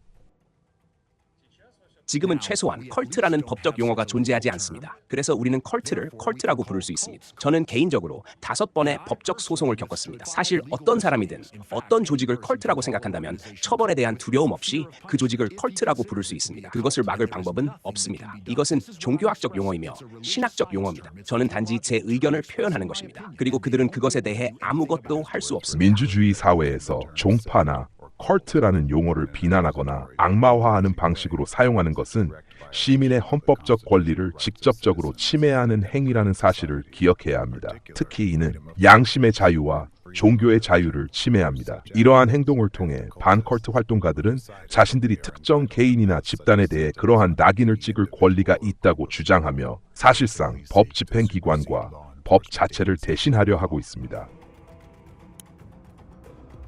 반컬트 테러리스트들이 여러 국가에서 파괴적인 활동을 전개하며 대중 속에 자신들이 원하는 인식을 심어넣는 동안 종교와 신념을 이유로 한 증오 범죄의 수는 비례하여 증가하고 있습니다. 전 세계적으로 의도적인 박해의 대상이 된 수많은 사람들은 수년, 심지어 수십 년 동안 모욕, 신체적 폭력, 강제적 사회적 고립을 겪어왔습니다. 그들은 정신적 폭력과 도덕적 억압, 두려움과 굴욕을 경험하고 있습니다. 누군가가 여러분에게 컬트 신도라는 낙인을 찍으려 한다면 그것은 매우 위험한 일입니다. 사회에서 이러한 낙인은 사실상 그 사람을 파괴해도 되는 표적으로 표시하는 것과 같습니다. 이것은 과거 나치가 유대인들에게 노란 별을 착용하도록 강요했던 방식과 유사합니다. 이 표식은 유대인과 다른 사람들 사이에 깊은 간극을 만들었고 그들을 다른 존재이자 인간이 아닌 존재로 표시하며 선전의 영향을 받은 사람들의 공격 대상이 되도록 만들었습니다. 노란 별은 그것을 착용한 사람들이 인간 이하의 존재로 취급될 수 있다는 신호였습니다. 이러한 표식은 나치가 유대인을 비인간화하고 대량 학살을 준비하기 위해 사용했던 여러 방법 가운데 하나였습니다. 결국 이러한 낙인화는 인류 역사에서 가장 비극적인 사건 가운데 하나인 홀로코스트로 이어졌습니다. 오늘날 반컬트 활동가들도 동일한 방식을 사용합니다. 그들은 다양한 조직에 컬트나 종파라는 낙인을 붙임으로써 그들을 사회로부터 분리시키고 사람으로서의 지위를 박탈합니다. 이러한 낙인은 그들의 민주적 권리와 자유를 빼앗으며 사회에 그들이 다른 존재이므로 권리를 박탈당해도 되고 존중받지 않아도 되며 심지어 폭력의 대상이 되어도 된다는 메시지를 전달합니다. 나치 시대에 유대인들이 겪었던 잔혹한 대우는 체계적으로 조직된 선전의 결과였습니다. 당시 언론은 사실과 증거가 부족한 상황에서도 적의 이미지를 만들어내기 위한 도구로 사용되었습니다. 오늘날에도 반컬트 활동가들에 의해 컬트 또는 종파로 낙인 찍힌 무고한 사람들은 자신들이 저지르지 않은 범죄에 대한 비난의 대상이 되고 있습니다. 사이비 종교신자, 즉 전체주의적 종파의 구성원은 거짓말, 절도, 살인 등을 명령받으면 깊이 생각하지 않고 따릅니다. 그는 자신이 전 세계와 인류 구원을 위해 행동한다고 믿습니다. 그런 논리에서는 방해가 되는 한 사람의 생명은 중요하지 않습니다. 어떤 수단도 정당화될 수 있는 것이죠. 하지만 그건 신자라기보다 광신도에 가깝지 않습니까? 사실 사이비 종교신자는 정의상 광신도입니다. 당신은 전쟁이라는 표현을 쓰며 우리는 전쟁이 필요하다고 했습니다. 하지만 이들은 서로 다른 사람들 아닙니까? 그 표현이 불편하지는 않습니까? 감정적인 질문입니다. 글쎄요, 그것은 투쟁이고 전쟁입니다. 뭐라고 부르든 실제로 그렇습니다. 불편하냐고요? 저는 사람들을 노예화하고 자유를 빼앗는 비인간적 조직들의 맞선 전쟁이라고 봅니다. 특정 집단이나 공동체를 컬트, 전체주의적 종파, 파괴적 컬트와 같은 용어로 규정하는 낙인화는 대중이 그들을 매우 부정적이고 위험한 존재로 인식하도록 만듭니다. 그 결과 이러한 공동체는 사회적 집단으로서 주변화되고 사회 안에서 차별을 받게 됩니다. 그들은 의심의 대상이 되고 모욕과 조롱을 당하며 굴욕을 겪습니다. 사람들은 그들을 고용하려 하지 않고 협력하려 하지 않으며 개인적인 관계를 맺는 것도 거부합니다. 이들이 겪는 문제는 매우 다양합니다. 사회적 비난과 갈등, 협박에서부터 신체적 폭력, 형사 기소, 압수수색에 이르기까지 다양한 형태로 나타납니다. 낙인 찍힌 사람들은 표적이 됩니다. 그들은 증오와 경멸의 대상이 되며 사회로부터 회피당합니다. 그들은 분노와 혐오의 시선을 받습니다. 그들이 겪는 상황은 단순한 사회적 배척에서부터 폭력, 심지어 살인에 이르기까지 다양할 수 있습니다. 그리고 이런 상황은 단지 반컬트 활동가들이 그들을 표적으로 선택했다는 이유만으로 발생합니다. 지속적인 악마화와 증오 발언은 피해자의 신체적, 정신적 건강에 심각한 부정적 영향을 미친다는 사실이 여러 연구를 통해 확인되었습니다. 이 문제는 심리학자와 정신과 의사들에 의해 광범위하게 연구되었습니다. 미국 심리학회가 발표한 보고서는 증오 범죄 피해자들에게 나타나는 증상이 외상 후 스트레스 장애, PTSD와 유사하다는 점을 지적합니다. 또한 2001년 미국에서 실시된 연구에서는 증오범죄의 피해자들이 다른 유형의 범죄 피해자들보다 더 심각한 후유증을 겪는다는 사실이 밝혀졌습니다. 편견의 피해자들, 즉 낙인 찍힌 집단의 구성원들은 종종 우울증을 경험합니다. 이는 슬픔, 피로, 무쾌감, 절망감, 사회적 고립, 심지어 긴장성 혼미 상태까지 포함할 수 있습니다. 또한 이들은 개인적 수치심과 가치 상실감을 의미하는 낙인을 경험하게 되는데 이러한 상태는 우울증의 중요한 구성 요소입니다. 그들은 자살 충동과 다양한 정신건강 문제를 더 많이 경험하게 됩니다. 편견의 피해자들에게 자살은 자신들이 겪는 증오로부터 벗어나기 위한 탈출구처럼 보일 수 있습니다. 이는 절망감과 도피 욕구에서 비롯된 것입니다. 이러한 피해자들은 스스로를 해치고 싶어서가 아니라 타인에게서 가해지는 피해를 피하고자 하기 때문에 자살을 선택하는 경우가 많습니다. 편견을 만들어내고 이를 사회에 강제했던 대표적인 사례가 바로 나치입니다.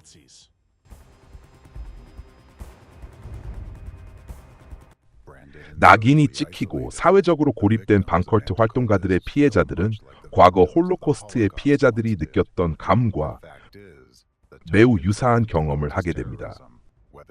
실제로 반컬트 테러의 표적이 된 개인이나 조직은 결국 자신의 상황을 피할 수 없다는 느낌을 받게 됩니다. 이것은 과거 홀로코스트 피해자들이 결국 처형이나 가스실로 보내질 운명을 받아들일 수밖에 없었던 상황과 비교될 수 있습니다. 피할 수 없는 운명에 대한 절망과 두려움은 사람의 잠재의식에 깊은 상처를 남깁니다. 의식은 이러한 두려움을 억누르려 하지만 잠재의식 속의 상처는 그대로 남습니다. 이러한 경험을 겪은 사람들이 어떤 삶을 살아가게 되는지 상상해 보십시오. 따라서 반컬트 활동가들이 사용하는 종파나 컬트라는 낙인은 단순한 단어가 아닙니다. 그것은 인간성의 기반을 파괴하는 도구입니다. 나치즘이 세계에 남긴 역사는 사회가 사람들을 우리와 그들로 나누기 시작할 때 돌이킬 수 없는 결과가 발생한다는 사실을 분명히 보여주고 있습니다. 당신이 한 발언 가운데 하나입니다. 정교회 신자들이 다른 사람들보다 더 낫다고 할 수는 없습니다. 만약 그랬다면 오래전에 전 세계가 정교회가 되었을 것입니다. 어쩌면 우리는 다른 사람들보다 더 나쁠 수도 있습니다. 그러나 정교회는 분명 하나님께 이르는 유일한 직접적인 길입니다. 이런 말을 할 권리는 무엇입니까? 그리고 저는 이것이 무엇보다도 하나의 선언이라고 생각합니다. 둘째로, 이러한 발언은 어떤 의미에서는 종교 간 적대감이나 불관용을 선동하는 것이 아닙니까? 전혀 그렇지 않습니다. 왜냐하면 우선 모든 종교는 자신이 진리라고 생각하고 다른 종교는 잘못되었다고 생각하기 때문입니다. 어떤 종교의 신도라도 이렇게 말할 수 있습니다. 인도 금욕주의의 길은 결국 영원한 죽음에 이르는 길이며 영원한 무에 도달하는 것입니다. 그리고 바로 여기에 힌두교의 악마적 본질이 있다고 할 수 있습니다. 거리에서 유모차를 끌고 있는 어머니에게 두 여성이 다가가 세뇌하려 하는 모습을 보게 된다면 그 어머니에게 다가가 이렇게 말할 수 있습니다. 그들의 말을 듣지 마시고 그들은 컬트 신도들, 여호와의 증인입니다. 그들은 성경을 심각하게 왜곡합니다. 무함마드는 강력한 부족에 속해 있었지만 그 부족의 가난한 가문 출신이었기 때문에 상당히 가난한 사람이었습니다. 그는 먼 친척인 두 번이나 과부가 된 하디자에게 고용되어 그녀의 상단을 이끌기 시작했고 그녀의 신뢰를 얻었습니다. 그리고 그가 25세가 되었을 때 당시 40세가 넘었던 하디자는 세 번째 결혼을 하면서 자신의 잘생긴 서기를 남편으로 맞이했습니다. 종교 간 적대감을 선동한다는 것은 특정 종교적 사상의 신봉자들을 모욕할 때를 말합니다. 다른 종교와의 관계에 대한 정교회의 원칙은 모든 사람에 대한 존중입니다. 그가 도착하기 훨씬 전부터 모스크바 전역에는 말 얼굴 같은 모습을 한 이 사람의 포스터가 붙어 있었고 거기에는 위대한 토니 로빈스가 도착했다고 적혀 있었습니다. 그래서 사람들은 도대체 무슨 일인지 궁금해하고 있었습니다. 그 후 무함마드는 어떤 이상한 환상과 계시를 경험했습니다. 어떤 사람들은 그가 간질 발작을 겪었다고도 말합니다. 톰 크루즈는 사이언톨로지의 괴벨스입니다. 즉 선전부 장관입니다. 토로프라는 사람은 매우 어둡고 회색빛 같은 인물입니다. 그는 매우 지루하게 말하고 전반적으로 아주 무미건조하고 회색 같은 사람입니다. 우리가 알고 있는 컬트 신도들은 어떤 사람들입니까? 거리에 구걸하는 사람들입니까? 아니면 우리 집 문을 두드리며 귀찮게 포교하는 사람들입니까? 컬트는 사회적 차원에서 위험합니다. 전통적인 종파들이 사회를 풍요롭게 하고 문화를 만들어내는 것과 달리 컬트는 사회에 아무것도 기여하지 않습니다. 우리는 컬트 신도 가운데 작가, 예술가, 음악 작곡가, 철학자 등을 알지 못합니다. 그들은 단지 사회의 생명력을 빨아들이기만 합니다. 마치 암종양이 몸에서 영양분을 빼앗아 결국 몸을 파괴하는 것과 같습니다. 우리는 각각의 컬트에 대해 이야기할 수 있습니다. 많은 경우 그들의 가르침 속에서 이러한 전체주의적 구조가 어떻게 구현되는지 볼 수 있습니다. 예를 들어 국제 크리슈나 의식협회, 즉 하레 크리슈나입니다. 이 컬트는 숨기고 싶어하는 것들이 많습니다.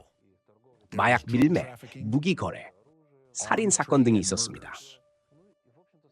전반적으로 국제 크리슈나 의식협회는 권력을 장악하려는 무자비한 집단이며 엄격한 전체주의 원칙 위에 세워져 있고 이러한 원칙을 전 세계에 확산시키기를 꿈꾸고 있습니다. 이것은 다가오는 적그리스도의 시도 가운데 하나로 보입니다. 어쩌면 국제 크리슈나 의식협회는 실제로 적그리스도의 선구자 가운데 하나일 수도 있습니다. 결국 전 세계 권력을 장악하려는 그 존재의 등장도 바로 이러한 방식으로 준비되고 있을 가능성이 있습니다. 러시아에서 1000년 동안 존재해온 정교회의 기독교와 불과 몇십 년 전에 등장한 작은 주변적 컬트인 국제 크리슈나 의식협회를 동등하게 볼 수는 없습니다. 그럼에도 불구하고 이 단체는 정교회와 동등한 지위를 요구하고 심지어 특별한 대우까지 요구하고 있습니다. There was an attack on the temple of the Moscow Society for In Future Barnaul, Tactics. there was an Krishna temple attempted in attack Moscow. on Krishna worshippers. Krishna worshippers were beaten in Moscow. Krishna devotee was beaten. 사이언톨로지는 가장 위험한 전체주의적 종파 가운데 하나이며 그 파괴성 면에서 많은 컬트들을 능가합니다. 저는 완전히 심각한 정신질환 상태에 있는 전 사이언톨로지 신도들을 많이 보았습니다. 다시 말하지만 컬트는 매우 공격적이며 매우 기만적입니다. 노예의 정신과 내부 고발자의 정신을 가진 사람들입니다. 그는 정보기관을 위해 일합니다. 어린 시절부터 정보를 수집해왔습니다. 그는 돈을 가져오고 정보를 가져옵니다. 만약 여러분이 사이언톨로지 안에 있다가 결국 돈도 다 떨어지고 정신적 건강이나 신체적 건강도 잃게 된다면 그들은 여러분을 버리고 길거리로 내쫓을 것입니다.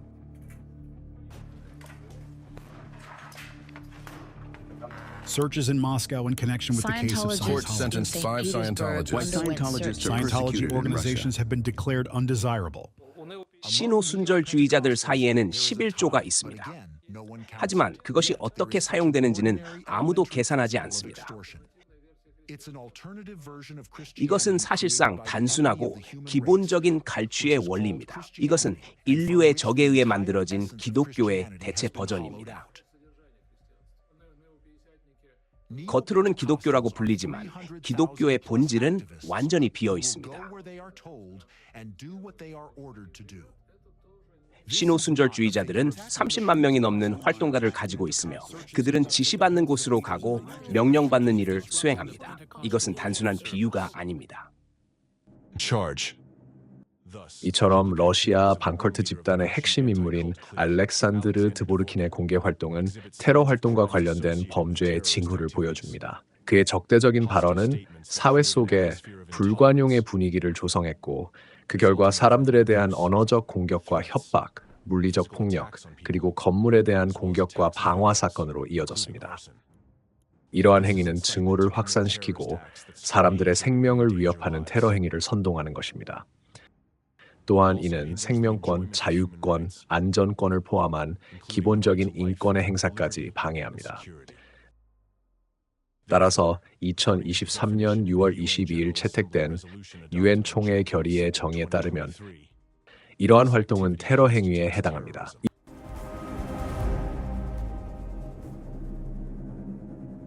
더욱 심각한 점은 드보르킨이 사람들의 행동을 은밀하게 조종하고 통제하기 위한 특수한 조작적 기술과 방법을 의도적으로 사용했다는 사실입니다. 그의 공개 활동이 낙인 찍힌 피해자들에 대해 대중 사이에서 폭력의 물결을 촉발했다는 사실 자체가 이러한 기술이 사용되었음을 보여줍니다. 실제로 이러한 기술은 사람들의 의식적 비판을 우회하여 잠재의식 깊숙한 곳에 직접 영향을 미칩니다. 사람들 스스로 선택한 것이 아니라 드보르킨이 선택한 표적을 향해 폭력과 증오 행위를 하도록 만드는 것은 바로 이러한 잠재의식 속에 심어진 파괴적인 인식과 명령입니다. 그는 사람들의 의식 속에 증오와 부정적 감정을 인위적으로 조성하고 그들이 행동하도록 만들었습니다. 말 그대로 그는 사람들을 마치 어뢰처럼 이용하여 그들의 의지와 상관없이 자신이 선택한 표적을 향해 움직이게 만들었습니다. 따라서 반컬트 활동가들이 노란 별처럼 낙인을 찍은 사람들을 공격했던 이들 역시 정보 테러의 피해자라고 할 수 있습니다. 드보르킨은 자신의 연설에서 조작적 기술을 사용하여 그들의 잠재의식 속에 이러한 행동을 미리 프로그램해 놓았습니다. 그들은 사실상 그러한 행동을 하도록 강요받았으며 자신도 모르는 사이에 무고한 사람들을 공격함으로써 다른 사람의 악의적인 의지를 실행하게 된 것입니다. 이것이 바로 드보르킨의 연설이 사람들에게 강력한 영향을 미친 이유입니다. 그의 비난 발언 대부분은 실제 증거에 기반하지 않았지만 단지 이러한 낙인을 언급하는 것만으로도 사회에서는 폭발적인 반응이 일어났고 낙인 찍힌 집단을 향한 폭력의 물결이 일어났습니다. 이러한 은밀한 조작 기술의 사용은 반컬트 운동 내부에서 알렉산드르 드보르킨에 의해 처음 도입되었습니다. 이후 이 방식은 레이서스와 패크리스를 포함한 모든 반컬트 조직들이 정보 테러 공격을 수행하기 위해 사용하는 일반적인 수단이 되었습니다. 이러한 방법들은 사람들의 의지와 상관없이 그들에게 영향을 미칠 수 있도록 합니다. 그리고 이러한 영향이 직접적인 접촉을 통해 이루어지든 언론 메시지를 통해 원격으로 이루어지든 그 영향력은 동일하게 작동합니다. 이 기술 자체와 드보르킨이 그것을 어디에서 얻었는지에 대해서는 조금 뒤에서 더 자세히 설명될 것입니다. 반컬트 조직의 대표들은 대중에게 조작적 심리 영향 기술을 사용하여 실제 테러 행위를 수행합니다. 최근까지 많은 사람들은 정보 심리 테러 공격이 폭탄 폭발과 같은 물리적 공격처럼 직접적으로 사람을 죽이지 않기 때문에 덜 위험하다고 생각했습니다. 그러나 실제로 정보 테러 공격은 훨씬 더 위험하고 파괴적입니다. 무엇보다 이러한 공격은 은밀하게 이루어지며 잠재 의식 수준에서 작동하기 때문에 의식의 비판적 사고를 쉽게 우회합니다. 그 결과 사람들의 사고 속에 파괴적인 신념이 심어지고 새로운 테러리스트가 만들어집니다. 이러한 공격은 정보 공간을 통해 이루어지기 때문에 공간이나 시간의 제약을 받지 않으며 그 영향 범위는 물리적 공격보다 훨씬 넓습니다. 그리고 가장 두려운 사실은 오늘날까지도 수많은 실제 테러리스트들이 처벌받지 않은 채 남아있다는 점입니다. 그러나 이러한 잠재의식 조작 기술이 대중에게는 보이지 않을 수 있지만 반컬트 조직 대표들이 낙인 찍은 집단에 대해 악마화와 근거 없는 비난을 퍼뜨리고 무죄 추정의 원칙을 체계적으로 침해하는 행위는 모두가 보는 앞에서 이루어지고 있습니다. 바로 이 사실만으로도 이들은 이미 식별될 수 있으며 테러 행위에 가담하고 이를 수행한 책임에 대해 법에 따라 최대한의 처벌을 받을 수 있습니다. 반컬트 활동가들의 법 집행 기관에 대한 영향. 반컬트 활동가들의 공개 활동은 종교 단체들을 억압하기 위해 법 집행 기관과 보안 기관을 끌어들이기 위한 준비 단계에 불과합니다. 이를 위해 반컬트 조직의 구성원들은 교육 활동이라는 명목 아래 경찰 학교와 보안 기관을 포함한 법 집행 기관을 대상으로 강연과 자문을 제공합니다. 이러한 강연과 교육 과정에서 그들은 컬트 신도들이 사회에 위협이 된다는 동일한 메시지를 계속해서 전파합니다. 반사이비 활동가 알렉산드르 드보르킨은 첼야빈스크에서 학생들을 대상으로 강연을 했다. 그는 사이비 종교가 정보를 숨기고 부정직한 광고를 통해 사람들을 끌어들인다고 밝혔다. 또한 사이비 종교는 개인의 인격을 예속시키고 사람을 지도자들의 손에 놓인 순종적인 도구로 만들기 때문에 개인에게 위험하다고 주장했다. 이러한 활동은 단순히 부적절한 수준을 넘어 매우 위험한 행위입니다. 왜냐하면 이는 보안기관 관계자들의 의식 속에 급진적인 이념을 주입하려는 시도이며 이러한 시도는 사회와 국가 전체에 광범위한 결과를 초래할 수 있기 때문입니다. 이 문제의 심각성을 보여주기 위해 몇 가지 목격자의 증언을 소개하겠습니다. 이러한 사례들은 현대의 문명 사회인 21세기에도 반컬트 선전이 어떤 결과를 초래할 수 있는지를 보여줍니다. 다음은 벨고로드에 거주하는 안딩명 요청의 증언입니다. 우리에게는 실제로 다양한 행동들이 가해졌습니다. 예를 들어 2012년 가을 우리는 대회를 개최했습니다. 그런데 그 지역이 채찍을 든 코사크들에 의해 둘러싸였습니다. 그들은 북을 치고 NTV 텔레비전과 지역 언론을 불러 우리의 활동을 부정적으로 묘사했습니다. 그들은 우리에게 수류탄을 던져버리겠다고 소리쳤지만 경찰은 전혀 반응하지 않았습니다. 여호와의 증인을 반대하는 일부 행동에서는 나는 여호와의 증인을 증오한다라고 적힌 티셔츠를 입고 나타났습니다. 저는 직접적인 협박도 받았습니다. 머리를 맞고 평생 장애인이 되는 것이 두렵지 않느냐라는 말을 들었습니다. 2010년 이후 제가 목격한 상황을 보면 앞으로 상황은 더 악화될 것이라고 생각합니다. 2014년에는 스타리 오스콜에서 한 고령의 신도가 살해되었습니다. 그녀는 집회에 가던 중 엘리베이터에 들어갔고 여러 차례 칼에 찔린 채 발견되었으며 눈까지 훼손된 상태였습니다. 지역 언론은 그녀를 컬트 중 하나의 구성원이라고 보도했습니다. 그들은 종종 우리를 그렇게 부릅니다. 범인은 끝내 발견되지 않았습니다. 또 다른 자매는 자신의 아파트 건물 안에서 한 남성에게 폭행을 당했고 그 남자는 그녀를 건물 주변으로 끌고 다녔습니다. 벨고로드의 왕국회관 앞에는 워치타워의 희생자들에게라는 문구가 적힌 장례 화환이 놓였고 건물 벽에는 나치의 하켄크로이츠 문양이 그려졌습니다. 저는 여호와의 증인에 대한 박해가 FSB에 의해 조직된 것이라고 생각합니다. 그들의 관점에서 여호와의 증인은 오늘날 러시아의 정치적 틀에 맞지 않는 집단입니다. 과거 KGB의 제5국이 반체제 인사들을 박해했다면 오늘날에는 FSB의 헌법질서보호국이 그 역할을 수행하고 있습니다. 이것은 사실상 정치 경찰입니다. 여호와의 증인은 군 복무를 거부하고 어떤 정치 세력도 지지하지 않습니다.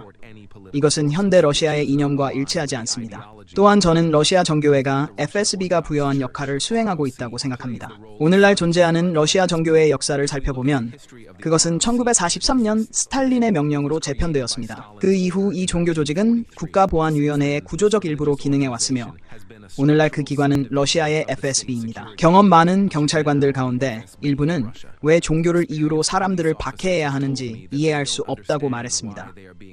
한 경찰관은 현재의 상황에서는 성경에 대해 이야기한 노년 여성들을 체포하고 거리에서 사람들을 이유 없이 연행하며 아파트에 강제로 들어가는 등의 일을 해야 하기 때문에 경찰로 일하는 것이 부끄럽다고 말하기도 했습니다. 오늘날 러시아에서 여호와의 증인에게 일어나는 일은 누구에게나 일어날 수 있습니다. 어떤 정치적 또는 종교적 운동에도 일어날 수 있습니다. 예를 들어 침례교, 오순절교회 혹은 러시아 자치 정교회에도 일어날 수 있습니다. 그들 역시 이미 압력을 받고 있으며 위험에 처해 있습니다. 반극단주의 법률의 광범위한 정의는 누구에게나 적용될 수 있습니다. 우리는 인터넷에서 어떤 내용을 공유했거나 단순한 발언을 했다는 이유만으로도 사람들이 극단주의 혐의를 받으며 처벌받을 수 있다는 사실을 알고 있습니다. 2017년 드보르킨과 그의 단체 구성원들의 로비 활동 이후 여호와의 증인은 러시아에서 극단주의 조직으로 지정되었으며 그들의 활동은 금지되었습니다. 그 이후 이 종교단체에 대한 탄압은 더욱 강화되었고 오늘날까지도 계속되고 있습니다. 이 종교단체의 구성원들은 체포, 압수수색, 형사기소를 비롯하여 가혹한 대우와 심지어 고문까지 겪고 있습니다. 그들 가운데 일부는 고령자와 은퇴자를 포함하여 자신의 신앙과 종교 활동을 이유로 장기간의 수용소형과 징역형을 선고받았습니다. 러시아 연방대법원 사법합의부는 2017년 4월 20일 러시아 연방 대법원의 판결을 변경 없이 유지하며 종교단체 러시아 여호와의 증인 행정센터가 제기한 항소를 받아들이지 않는다고 결정했다. 러시아에서 양심의 자유는 십자가에 못 박혔습니다. 여호와의 증인에게 일어난 일이 다른 종교 단체들에게도 영향을 미칠 것이라는 점에는 의심의 여지가 없습니다. 조금 뒤에는 러시아에서 종교 박해가 시작될 것이며 양심수들이 나타날 것입니다. 컬트라는 용어는 분명 낙인으로 사용됩니다. 이것은 사람들을 여호와의 증인뿐만 아니라 반컬트 활동가들이 컬트라고 부르는 다른 조직들로부터 멀어지게 하기 위한 표식입니다. 여호와의 증인에 대한 박해에서 반컬트 운동이 어떤 역할을 했는지를 평가한다면 저는 그것이 압도적으로 부정적인 역할을 했다고 생각합니다. 그리고 헌법이 보장하는 종교의 자유, 즉 자신의 종교적 필요를 충족하고 공동으로 신앙을 고백할 권리를 행사하려는 평화로운 신자들에 대한 박해 확대에 크게 기여했다고 생각합니다. 신자들은 이미 박해와 공격, 신체적 폭력을 겪고 있습니다.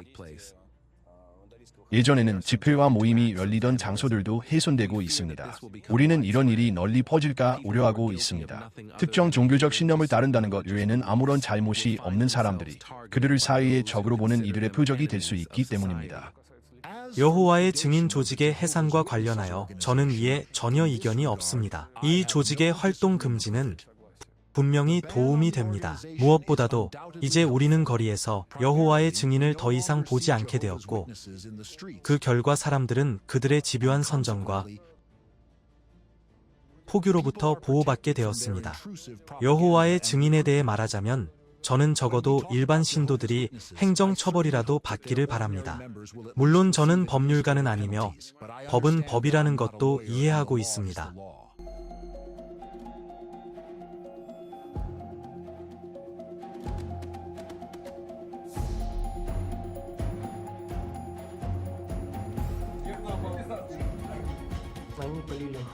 그들은 제 손에 물을 붓고 테이저건으로 계속 충격을 가했습니다. 그 순간이 가장 고통스러웠습니다. 저는 전기 충격을 받았습니다. 다른 사람들도 마찬가지였습니다. 그들은 제 머리를 때렸고 갈비뼈를 때렸으며 몸 오른쪽을 계속 가격했습니다. 그들은 제 머리에 파란색 비닐봉지를 씌우고 꽉 조였습니다. 저는 숨이 막히기 시작했습니다. 숨이 막히는 순간 그들은 제 입을 막고 사타구니 쪽 엉덩이에 테이저건을 대고 전류를 흘렸습니다. 조사를 받을 때 옆방으로 누군가를 다시 데려온 것 같았습니다. 저는 모든 것을 분명히 들었습니다. 전기 충격 소리와 비명이 들렸습니다. 그들은 몇몇 이름과 성, 주소를 요구했습니다. 저는 변호사가 있을 때만 조사에 협조하겠다고 말했습니다. 그러자 그들은 제 얼굴에 모자를 씌우고 경기장 뒷숲으로 데려갔습니다.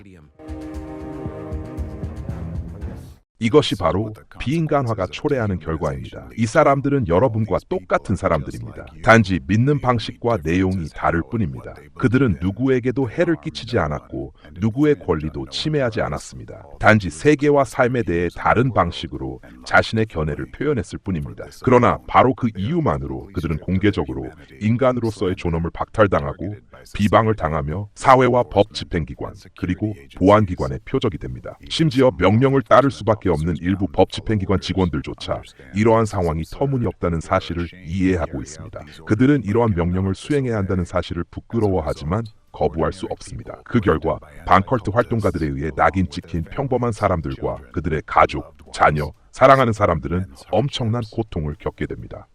지금 저는 시민들에 대해 이야기하고 있습니다. 이 컬트를 금지함으로써 무엇보다도 시민들을 보호하고 있는 것이 아닙니까? 물론 이 문제는 조금 뒤에 더 이야기하겠습니다. 지금 이 순간 그들은 어딘가에 존재하고 있지만 우리는 그들을 인터넷이나 뉴스에서만 가끔 보게 됩니다. 그래서 그들은 사실 우리는 그들을 보지도 듣지도 못합니다. 바로 그 박해 때문입니다. 그래서 지금 그들은 숨어서 조용히 앉아 상황이 어떻게 끝날지 기다리고 있습니다. 만약 그런 조치가 없었다면 지금쯤 여러분은 그들을 어디서나 보겠을 것입니다.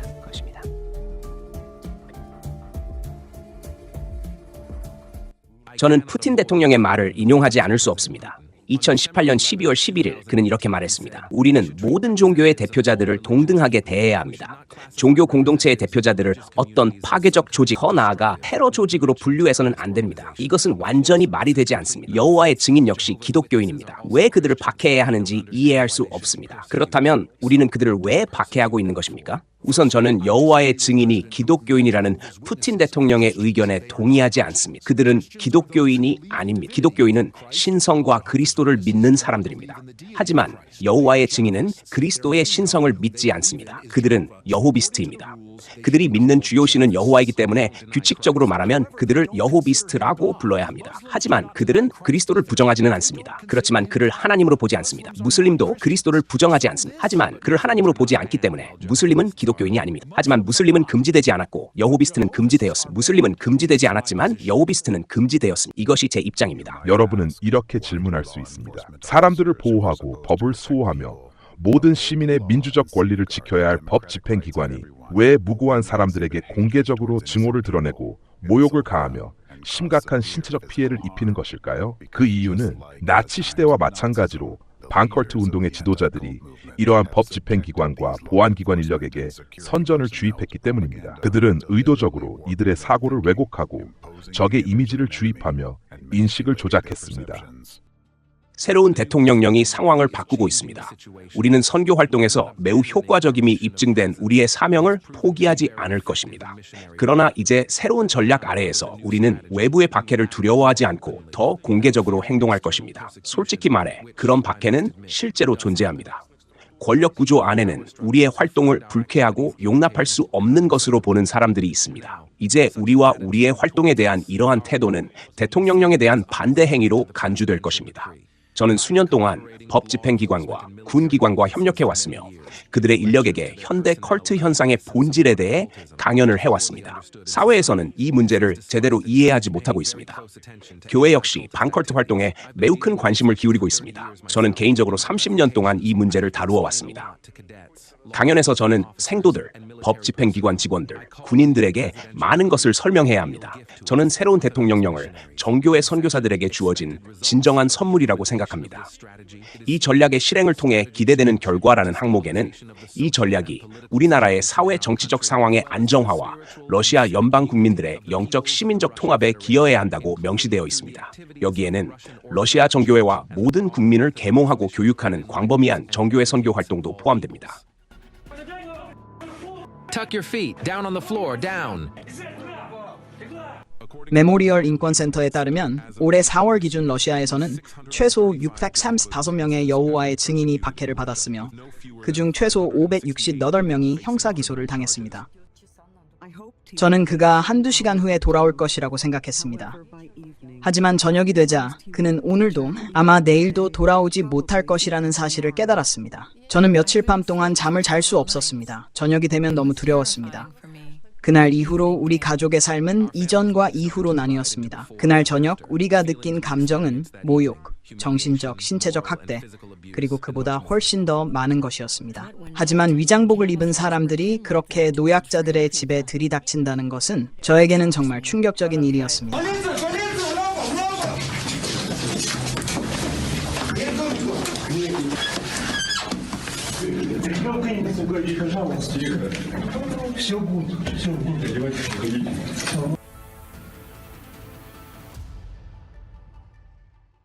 생각해 보십시오. 조국의 시민을 보호하겠다고 맹세한 법 집행기관이 평화로운 사람들을 공격하고 있습니다. 그들은 부당하게 낙인 찍혀 사회적으로 고립되고 명예가 훼손된 단체의 구성원들입니다. 이제 법 집행기관은 이들을 더 이상 시민이나 사람으로 보지 않습니다. 반컬트 활동가들이 그들에게 신을 다른 방식으로 믿는다는 이유로 노란 별을 붙였기 때문입니다. 그 결과 그들은 영혼 없는 열등한 존재로 취급됩니다. 이것은 반컬트 조직이 강요한 나치식 방법입니다. 먼저 반컬트 활동가들이 컬트라는 낙인을 찍고 그 다음 국가가 극단주의라는 지위를 부여합니다. 이러한 방법은 러시아뿐 아니라 유럽과 전 세계에서도 사용되고 있습니다. 반컬트 조직의 존재 자체는 인간의 가장 기본적인 자유 가운데 하나인 양심의 자유와 종교의 자유를 침해합니다. 누군가가 원하는 신앙을 가질 수 있는 권리를 박탈하는 것은 음식이나 물을 필요로 하는 것과 같은 인간의 기본적 욕구를 박탈하는 것과 같습니다. 예를 들어 극단적인 사람들이 여러분을 인간이 아니라고 선언했다는 이유로 빵을 먹는 것이 금지된다고 상상해 보십시오. 인간으로 인정되지 않는다면 인간답게 행동할 수도 없습니다. 이는 곧 여러분이 인간적인 대우를 받을 자격도 없고 인간의 권리와 자유도 가질 수 없다는 뜻이 됩니다. 이러한 상황을 이해하기 위해 간단한 예를 들어보겠습니다. 여러분이 집에서 저녁 식사를 하고 있다고 가정해 보십시오. 여러분에게는 빵을 먹는 특별한 습관이 있다고 합시다. 예를 들어 빵 껍질과 속을 따로 떼어 먹는 방식일 수도 있습니다. 즉 여러분은 다른 사람들과 조금 다른 방식으로 빵을 먹습니다. 그런데 바로 그 이유 때문에 경찰이 집에 강제로 들어와 집안을 뒤집어 놓고 재산을 훼손하며 아이들을 겁주고 여러분을 폭행한 뒤 체포한다면 어떻겠습니까? 그런 상황에서 여러분은 어떤 기분이 들겠습니까? 오늘날 반컬트 활동가들의 표적이 된 사람들이 바로 그런 감정을 느끼고 있습니다. 그들은 어떤 잘못을 저질렀습니까? 그들은 다른 사람의 집에 침입하지 않았고 법을 어기지 않았으며 누구에게도 자신의 신념을 강요하지 않았습니다. 일부 국가에서 지배적인 종교가 강요되는 방식과는 달리 그들은 다른 사람의 권리를 침해하지도 않았습니다. 그들은 단지 자신에게 더 맞는 방식으로 빵을 먹었을 뿐입니다. 그러나 누군가 그것을 마음에 들어 하지 않았고 그 결과 그들은 인간으로서의 지위를 박탈당했습니다. 러시아에서 여호와의 증인에 대한 박해는 러시아 국내 일반 대중뿐 아니라 국제적으로도 많은 인권단체와 여러 국가의 공직자들에 의해 광범위하게 비판을 받아왔습니다. 유럽인권재판소는 러시아에서 여호와의 증인에 대한 박해가 인권 침해에 해당한다고 판결했습니다. 그러나 이러한 박해는 오늘날까지도 계속되고 있습니다. 또한 알렉산드르 드보르킨과 그의 협력자들처럼 증오와 정보 테러를 선동한 인물들은 지금까지 법적 책임을 지거나 정당한 처벌을 받지 않았습니다. 비인간화, 즉 특정 종교적 또는 이념적 특정 집단의 구성원을 인간으로 인정하지 않는 행위는 인권을 부정하는 활동이며 테러 행위의 방법과 관행으로 규정됩니다. 페크스와 라시어스와 같은 반컬트 조직 지도자들이 컬트나 종파라고 부르는 집단의 구성원을 인간으로 인정하지 않는다는 입장은 모든 사람이 권리를 가진 개인으로 인정받아야 한다는 법적 능력의 원칙을 직접적으로 침해합니다. 그들의 발언과 행동은 민주주의의 가장 중요한 기둥 가운데 하나인 다원주의 원칙을 부정합니다. 따라서 2023년 6월 22일 유엔 총회 결의에서 제시된 정의에 따르면 이러한 활동은 테러리즘으로 간주됩니다.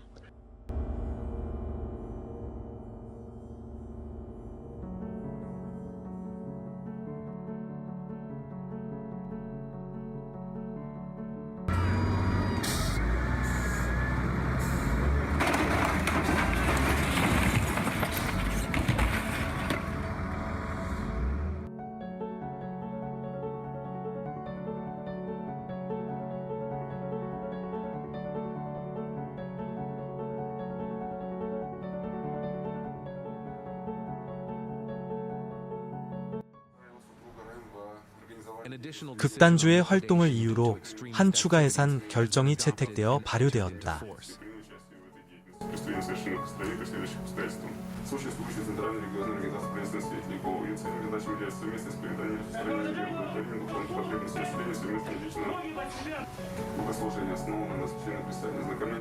그들은 기관단총을 그의 이마에 들이대고 그를 뒤로 밀치며 소리치기 시작했습니다. 가족은 어디 있나? 내 가족은 어디 있느냐?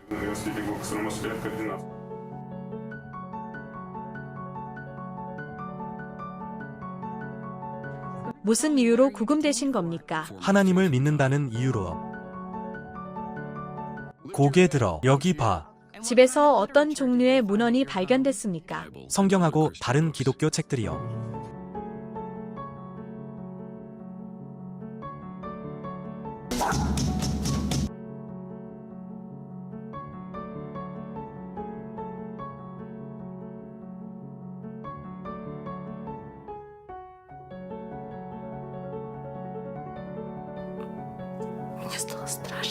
무서웠어요.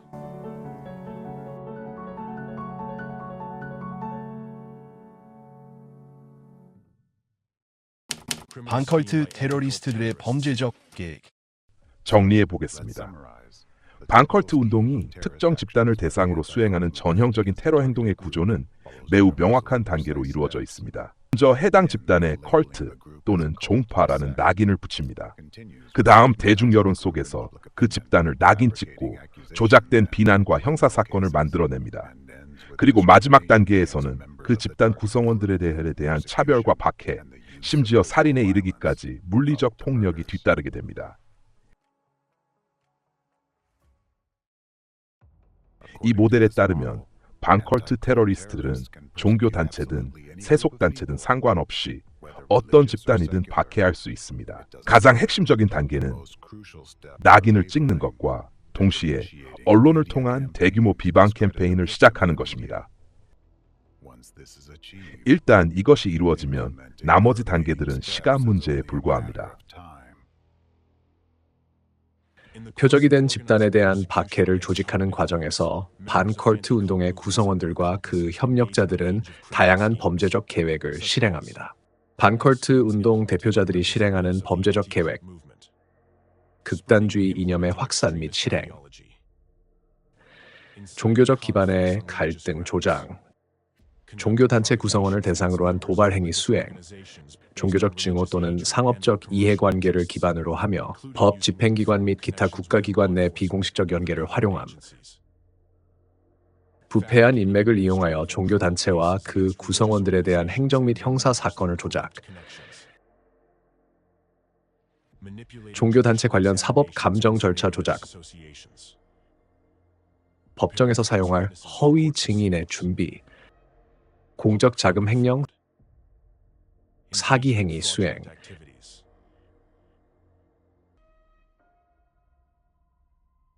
반컬트 조직의 지도자들과 구성원들은 인권과 자유를 침해한 혐의로 여러 차례 법원에서 유죄 판결을 받은 바 있습니다.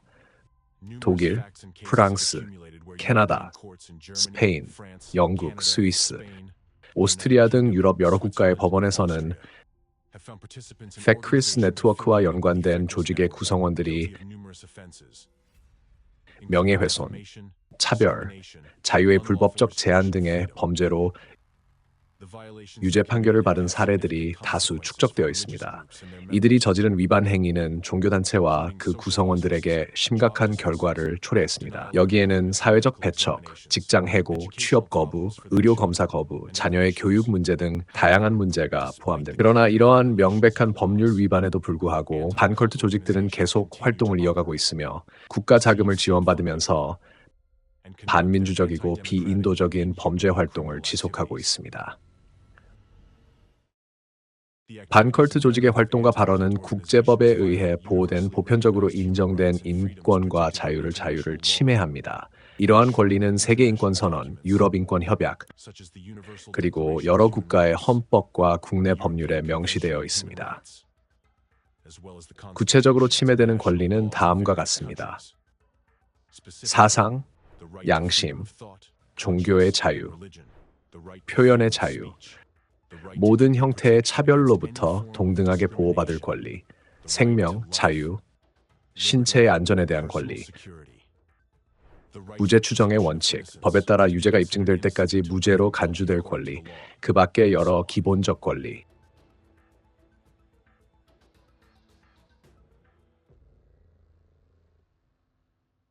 반사이비 운동 관계자들은 다음과 같은 국제법상 규범을 위반하고 있다.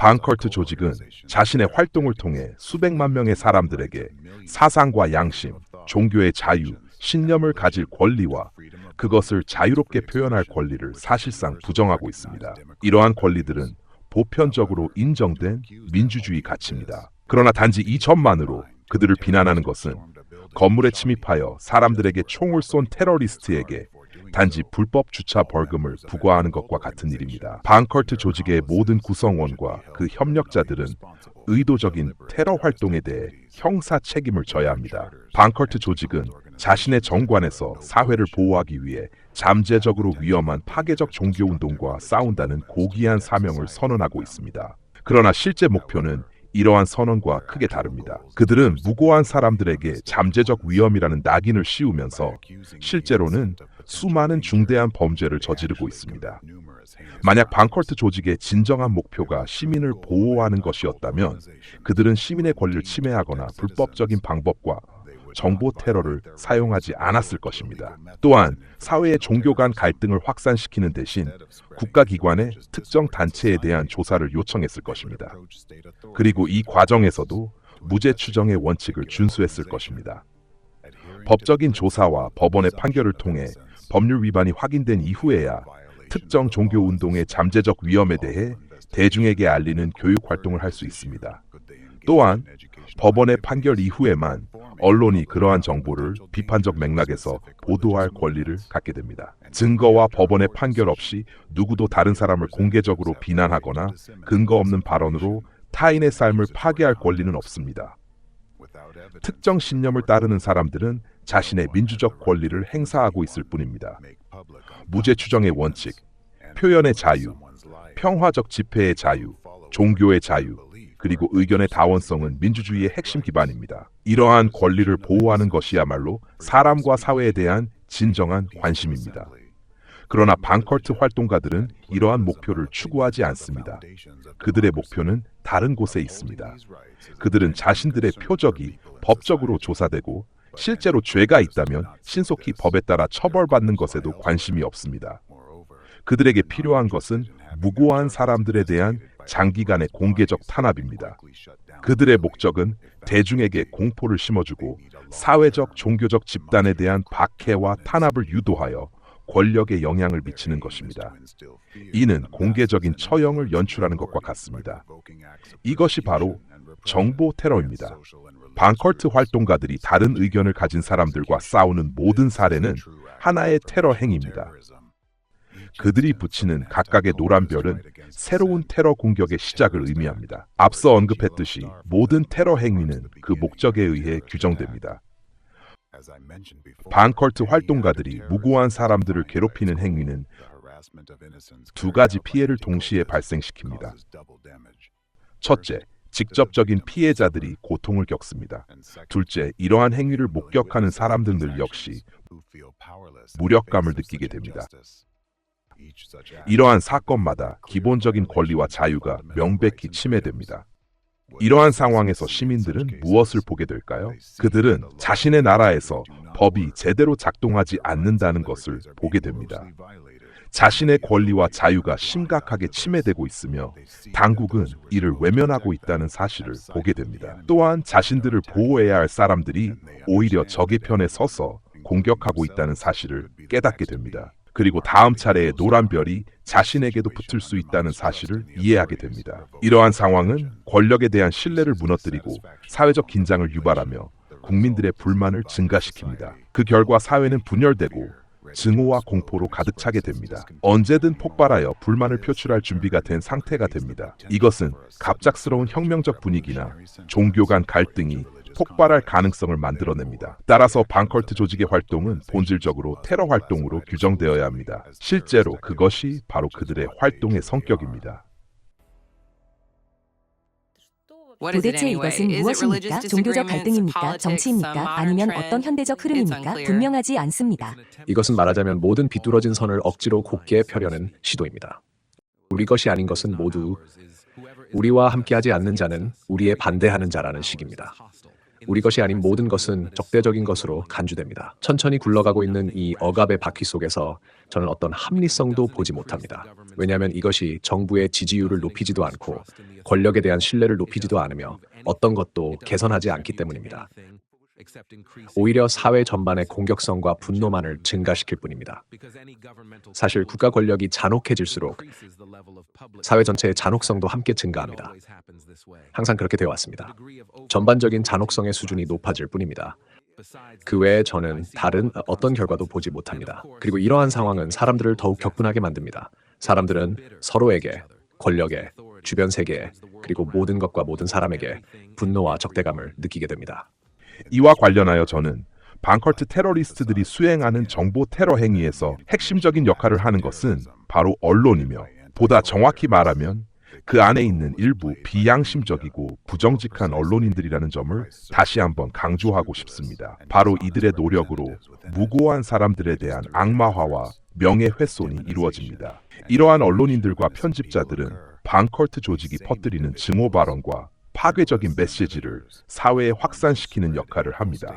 그 결과 그들은 단지 여론을 형성하는 데 그치지 않고 종교적 갈등과 공격성을 자극하기도 합니다.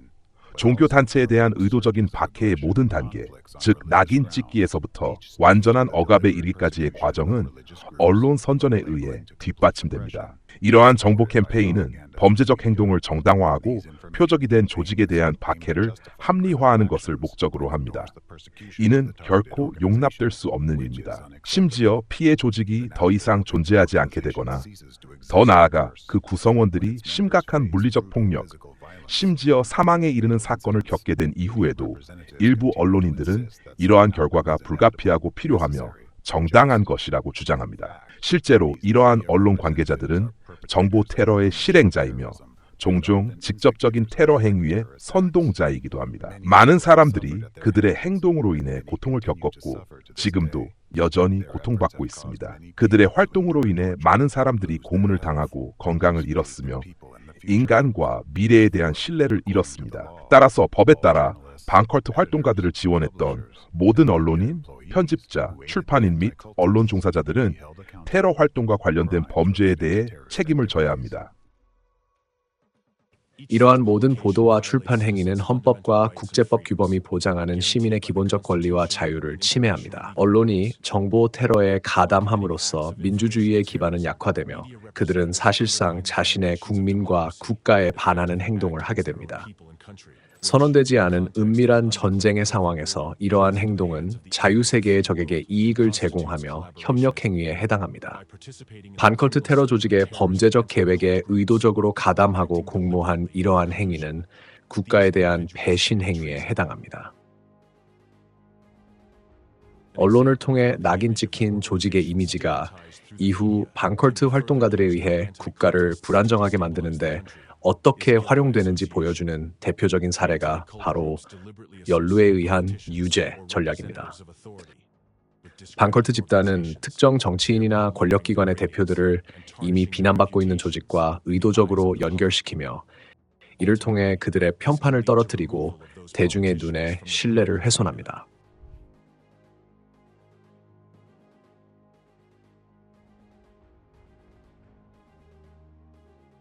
결국 이러한 과정은 해당 정치인이 정치 무대에서 배제되는 결과로 이어질 수 있습니다.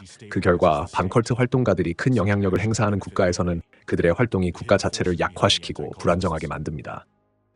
이러한 행동은 반컬트 활동가들 뒤에 숨겨진 세력에게 이익이 됩니다. 왜냐하면 이러한 과정은 그들의 전략적 목표, 즉 민주적 법 질서를 파괴하고 전체주의적 체제를 형성할 조건을 만드는 데 기여하기 때문입니다. 따라서 언론 종사자들은 자신들의 행동에 대해 전적인 책임을 져야 합니다.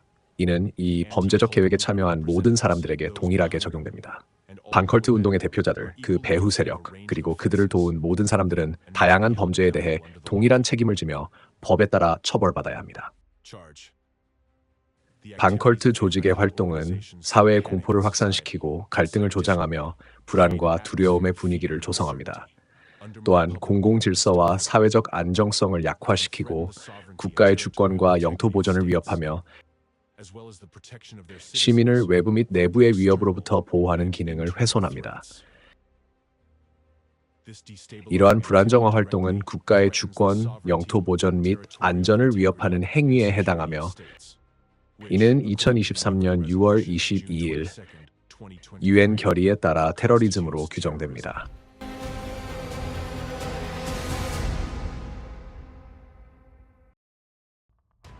한 국가 안에 다양한 종교와 다양한 의견의 자유가 존재할수록 그 국가는 더욱 안정적이고 민주적인 사회가 된다는 것은 널리 알려진 사실입니다. 사람들은 더 자유롭고 더 용기를 가지게 되며 자신의 국가를 지키고 사회에 기여할 준비가 되어 있습니다. 의견의 다원성은 권력이 한 집단에 집중되는 것을 방지함으로써 사회의 안전과 안정성을 보장합니다. 바로 이러한 이유로 미국 헌법에는 수정헌법 제1조가 포함되었습니다. 그러나 반컬트 조직의 행동은 이러한 다양성을 위협하며 민주주의 체제를 불안정하게 만듭니다. 이는 국제법 기준에 따르면 역시 테러 행위의 한 형태로 간주됩니다. 이러한 테러 행위가 오랫동안 눈에 띄지 않았던 이유는 그 지속성과 은밀한 조작 기술의 사용 때문입니다. 이러한 특성은 그 조직자들의 책임을 입증하는 것을 어렵게 만들었습니다. 그러나 이제는 이러한 행위에 가담한 모든 사람들이 밝혀져야 할 때가 왔습니다. 반컬트 조직의 대표자들, 언론 관계자들, 법 집행기관과 보안기관 관계자들, 박해와 압수수색, 체포, 조작된 재판에 관여한 사람들, 그리고 정치인과 일부 공직자들까지 모두 법에 따라 책임을 져야 합니다. 그들은 국가 반역, 국제 테러 네트워크 구축, 테러 활동 공모, 그리고 체계적인 테러 행위 수행에 대해 법의 최대한의 범위에서 처벌받아야 합니다. 반컬트 조직의 활동은 새로운 형태의 위험한 테러리즘입니다. 따라서 반컬트 운동의 국제 네트워크는 전 세계적으로 테러 조직 네트워크로 인정되어야 합니다. 2023년 6월 22일 유엔 결의는 포괄적인 테러리즘의 정의를 통해 이를 명확히 규정했습니다. 테러리즘이란 인권, 기본적 자유, 민주주의를 부정하는 것을 목표로 하는 활동이며 또한 생명권, 자유권, 안전권을 포함한 정치적, 시민적, 경제적, 사회적, 문화적 권리의 향유를 방해하는 행위를 의미합니다. 다시 말해, 이는 기본적인 인권과 자유, 그리고 민주주의 원칙을 직접적으로 또는 간접적으로 훼손하거나 침해하는 모든 행동과 관행을 의미합니다. 권리와 자유를 어떻게 보호할 것인가? 대중은 정보 테러의 잠재적 위험에 대해 충분히 인식하고 있어야 하며 소셜미디어와 다양한 언론 플랫폼에서 매일 접하는 뉴스와 정보 속에서 이를 식별할 수 있는 지식을 갖추어야 합니다. 오늘날 정보 테러의 징후를 이해하고 있는 모든 시민은 이를 예방하기 위해 적극적인 행동을 취할 수 있습니다. 만약 여러분의 국가에서 언론을 통해 정보 테러의 사례를 발견했다면 여러분은 검찰총장에게 연락하여 적절한 조사와 해당 집단의 활동을 중단시키기 위한 조치를 요구할 권리와 의무가 있습니다. 유관기관은 공개된 정보 공간에서 테러 행위가 실제로 발생했는지 여부를 신속히 확인하거나 반대로 적절한 증거를 통해 이를 반박해야 합니다. 법치주의와 민주주의 원칙에 따라 검찰총장은 정해진 기간 내에 수행된 업무에 대해 공개적으로 보고해야 합니다. 만약 정보 테러 행위가 확인된다면 그 목표와 목적, 그리고 사회에 끼친 피해 규모에 대해 국민에게 알려야 합니다. 이는 해당 공격으로 인한 부정적인 결과를 최소화하기 위해서입니다.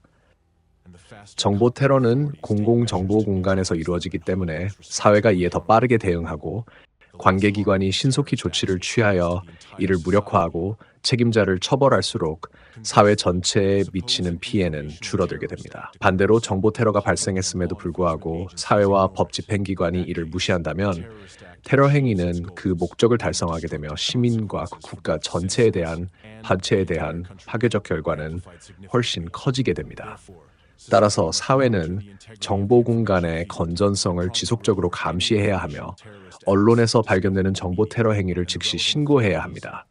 또한 관계기관은 시민들의 이러한 신고에 신속하게 대응해야 합니다. 만약 시민들이 정보 테러 행위에 대한 조사를 요청했음에도 불구하고 검찰총장이 정해진 기간 내에 수행된 업무에 대해 공개 보고를 하지 않거나 조사 결과를 공개하지 않거나 정보 테러를 수행하는 자들의 활동을 중단시키기 위한 조치를 취하지 않는다면 이는 그의 직무 수행 능력에 대해 정당한 의문을 제기하게 됩니다. 검찰총장이 적극적인 조치를 취하지 않는 것은 범죄 활동에 대한 공모 또는 가해자에 대한 고의적 지원으로 해석될 수 있습니다. 이러한 경우 시민들은 국민과 국가의 이익에 반하는 행위를 이유로 검찰총장의 해임 절차를 법적으로 개시할 권리를 갖습니다. 더 나아가 검찰총장이 자신의 직위에서 정보 테러 행위가 발생하도록 방치하고 가해자들이 처벌받지 않도록 한다면 그는 테러 행위에 대한 공모 및 테러 조직 활동 참여 혐의로 법적 책임을 져야 합니다. 국가의 중요한 정부 직위에 테러를 지지하거나 방조하는 인물이 존재하는 것은 국가 안보와 법 집행 체계의 안정성에 심각한 위협이 됩니다. 따라서 검찰총장이 국민의 권리와 자유를 보호해야 할 의무를 이행하지 않을 경우 모든 시민은 검찰총장을 임명한 상위 기관에 호소하여 평화적이고 합법적인 절차를 통해 그의 해임을 요구할 권리를 갖습니다. 또한 시민으로서 여러분은 자신의 책임도 이해해야 합니다. 만약 여러분이 어떠한 형태의 테러 행위를 목격하고도 침묵을 선택한다면 여러분 역시 그 범죄의 공범이 될 수 있습니다. 이러한 상황에서의 침묵은 범죄적 방관으로 간주될 수 있습니다. 여러분의 권리와 자유, 그리고 민주주의에 대한 공격을 목격했다면 침묵하지 마십시오. 관계 기관에 알리십시오. 이러한 테러 행위의 결과는 무엇보다도 여러분 자신에게 영향을 미치기 때문입니다. 최근의 사건들은 정보가 세계에 얼마나 큰 영향을 미칠 수 있는지를 분명히 보여주었습니다. 따라서 정보 테러를 은폐하는 것은 곧 여러분과 여러분의 자녀들의 미래를 스스로 박탈하는 것과 같습니다. 만약 여러분의 국가에서 언론을 통해 정보 테러 행위를 발견한다면 이를 신고하고 이러한 정보 테러리스트들의 활동을 중단시킬 것을 요구하십시오. 여러분의 권리를 보호하고 자신과 자녀들의 안전한 미래를 지키십시오.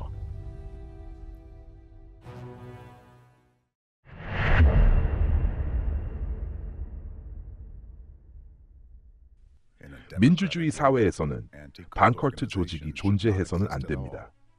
이러한 조직의 본질 자체가 민주주의와 의견의 다원성이라는 자유롭고 평등한 사회의 기반과 정면으로 충돌하기 때문입니다. 그럼에도 불구하고 이 범죄적 국제 테러 조직은 존재할 뿐만 아니라 전 세계의 눈앞에서 비인도적인 활동을 공개적으로 수행하고 있으며 사회에 실질적인 위협이 되고 있습니다. 여러분은 이렇게 질문할 수 있습니다. 왜 반컬트 조직은 지금까지 그들의 행위에 대해 책임을 지지 않았으며 왜 여전히 존재하고 있는 것일까요? 그 이유는 수십 년 동안 이 초국가적 테러 조직이 그림자 속에서 활동해 왔기 때문입니다. 그들은 정교한 조작 기술을 사용하여 정보 테러 행위를 수행해 왔습니다. 그들의 도구와 방법을 밝혀내고 진정한 목표를 확인하기 위해서는 30년에 걸친 관찰과 10년에 걸친 조사가 필요했습니다. 제시된 사실들은 반컬트 운동이 자유세계 전체의 적이 정보 공간에서 은밀한 테러 행위를 수행하기 위해 사용하는 것을 분명히 보여줍니다. 이는 그들이 전 세계적 권력 장악을 목표로 하는 적의 계획을 의식적으로 지원하고 있다는 것을 의미합니다. 이 맥락에서 반컬트 조직은 동일한 방법을 사용하는 유사한 조직들로 이루어진 거대한 네트워크의 한 부분에 불과합니다. 이 모든 네트워크의 배후에는 이념적 설계자인 보이지 않는 그림자 세력이 존재합니다. 이 네트워크의 모든 구성원들은 새로운 세계적 무질서의 설계자들입니다. 그들의 목표는 정치, 사회, 문화, 이념, 종교 등 모든 영역에서 사회를 불안정하게 만드는 것입니다. 따라서 반컬트 활동가와 같은 파괴적 세력은 다양한 공적 영역에 존재하며 사회 구조의 여러 단계에 자리 잡고 있습니다. 그들에게는 누구를 어떤 이유로 표적으로 삼는지는 중요하지 않습니다. 가장 중요한 목표는 무고한 사람들을 박해하는 것이며 이를 통해 대중에게 영향을 미치는 정보 테러 행위를 만들어내는 것입니다. 그들은 누가 권력을 쥐고 있는지에도 관심이 없습니다. 그들은 어떤 권력이라도 약화시키고 무너뜨리려 합니다. 그들의 최종 목표는 전 세계적으로 조직된 대규모 혼란, 내전, 그리고 민주주의의 완전한 붕괴입니다. 이 네트워크의 모든 구성원은 민주주의를 파괴하고 전체주의를 구축하기 위한 단일한 적의 계획 속에서 각자의 역할을 수행하고 있습니다. 따라서 그들은 자신의 목표 달성에 도움이 되는 모든 기만적이고 비양심적인 사람들을 네트워크로 끌어들입니다. 그들은 영향력을 전 세계로 확장하려고 합니다. 일부 국가에서는 이미 정부 구조 안으로 침투했으며 다른 국가에서는 입법 과정에 공개적으로 영향을 미치고 있습니다. 어떤 국가에서는 심지어 국가로부터 재정 지원을 받기도 합니다. 또한 전 세계로 확산되는 이러한 해로운 영향의 근원이 되는 국가도 존재합니다. 그 국가에서는 이 그림자 세력이 이미 정부를 통제하고 있으며 실제 권력을 행사하고 있습니다. 이 국제 테러 조직 전체는 숨겨진 적에 의해 주도되는 새로운 세계 질서를 만들어가고 있습니다. 이 적은 현재 나치즘의 유산을 더욱 교묘하고 위험한 형태로 되살리고 있습니다. 이 새로운 형태의 나치즘을 이해하기 쉽게 우리는 이를 글로벌 반컬트주의라고 부를 수 있습니다. 수년간의 조사와 관찰, 연구를 통해 바로 이 반컬트 운동을 사례로 삼아 이 숨겨진 적의 방법과 구조를 분석할 수 있었기 때문입니다. 지금 인류는 역사상 처음으로 이러한 종류의 위협에 직면해 있습니다. 현재 벌어지고 있는 것은 전쟁이며 그것은 선포되지 않은 은밀한 전쟁, 즉 전 인류를 대상으로 한 전쟁입니다.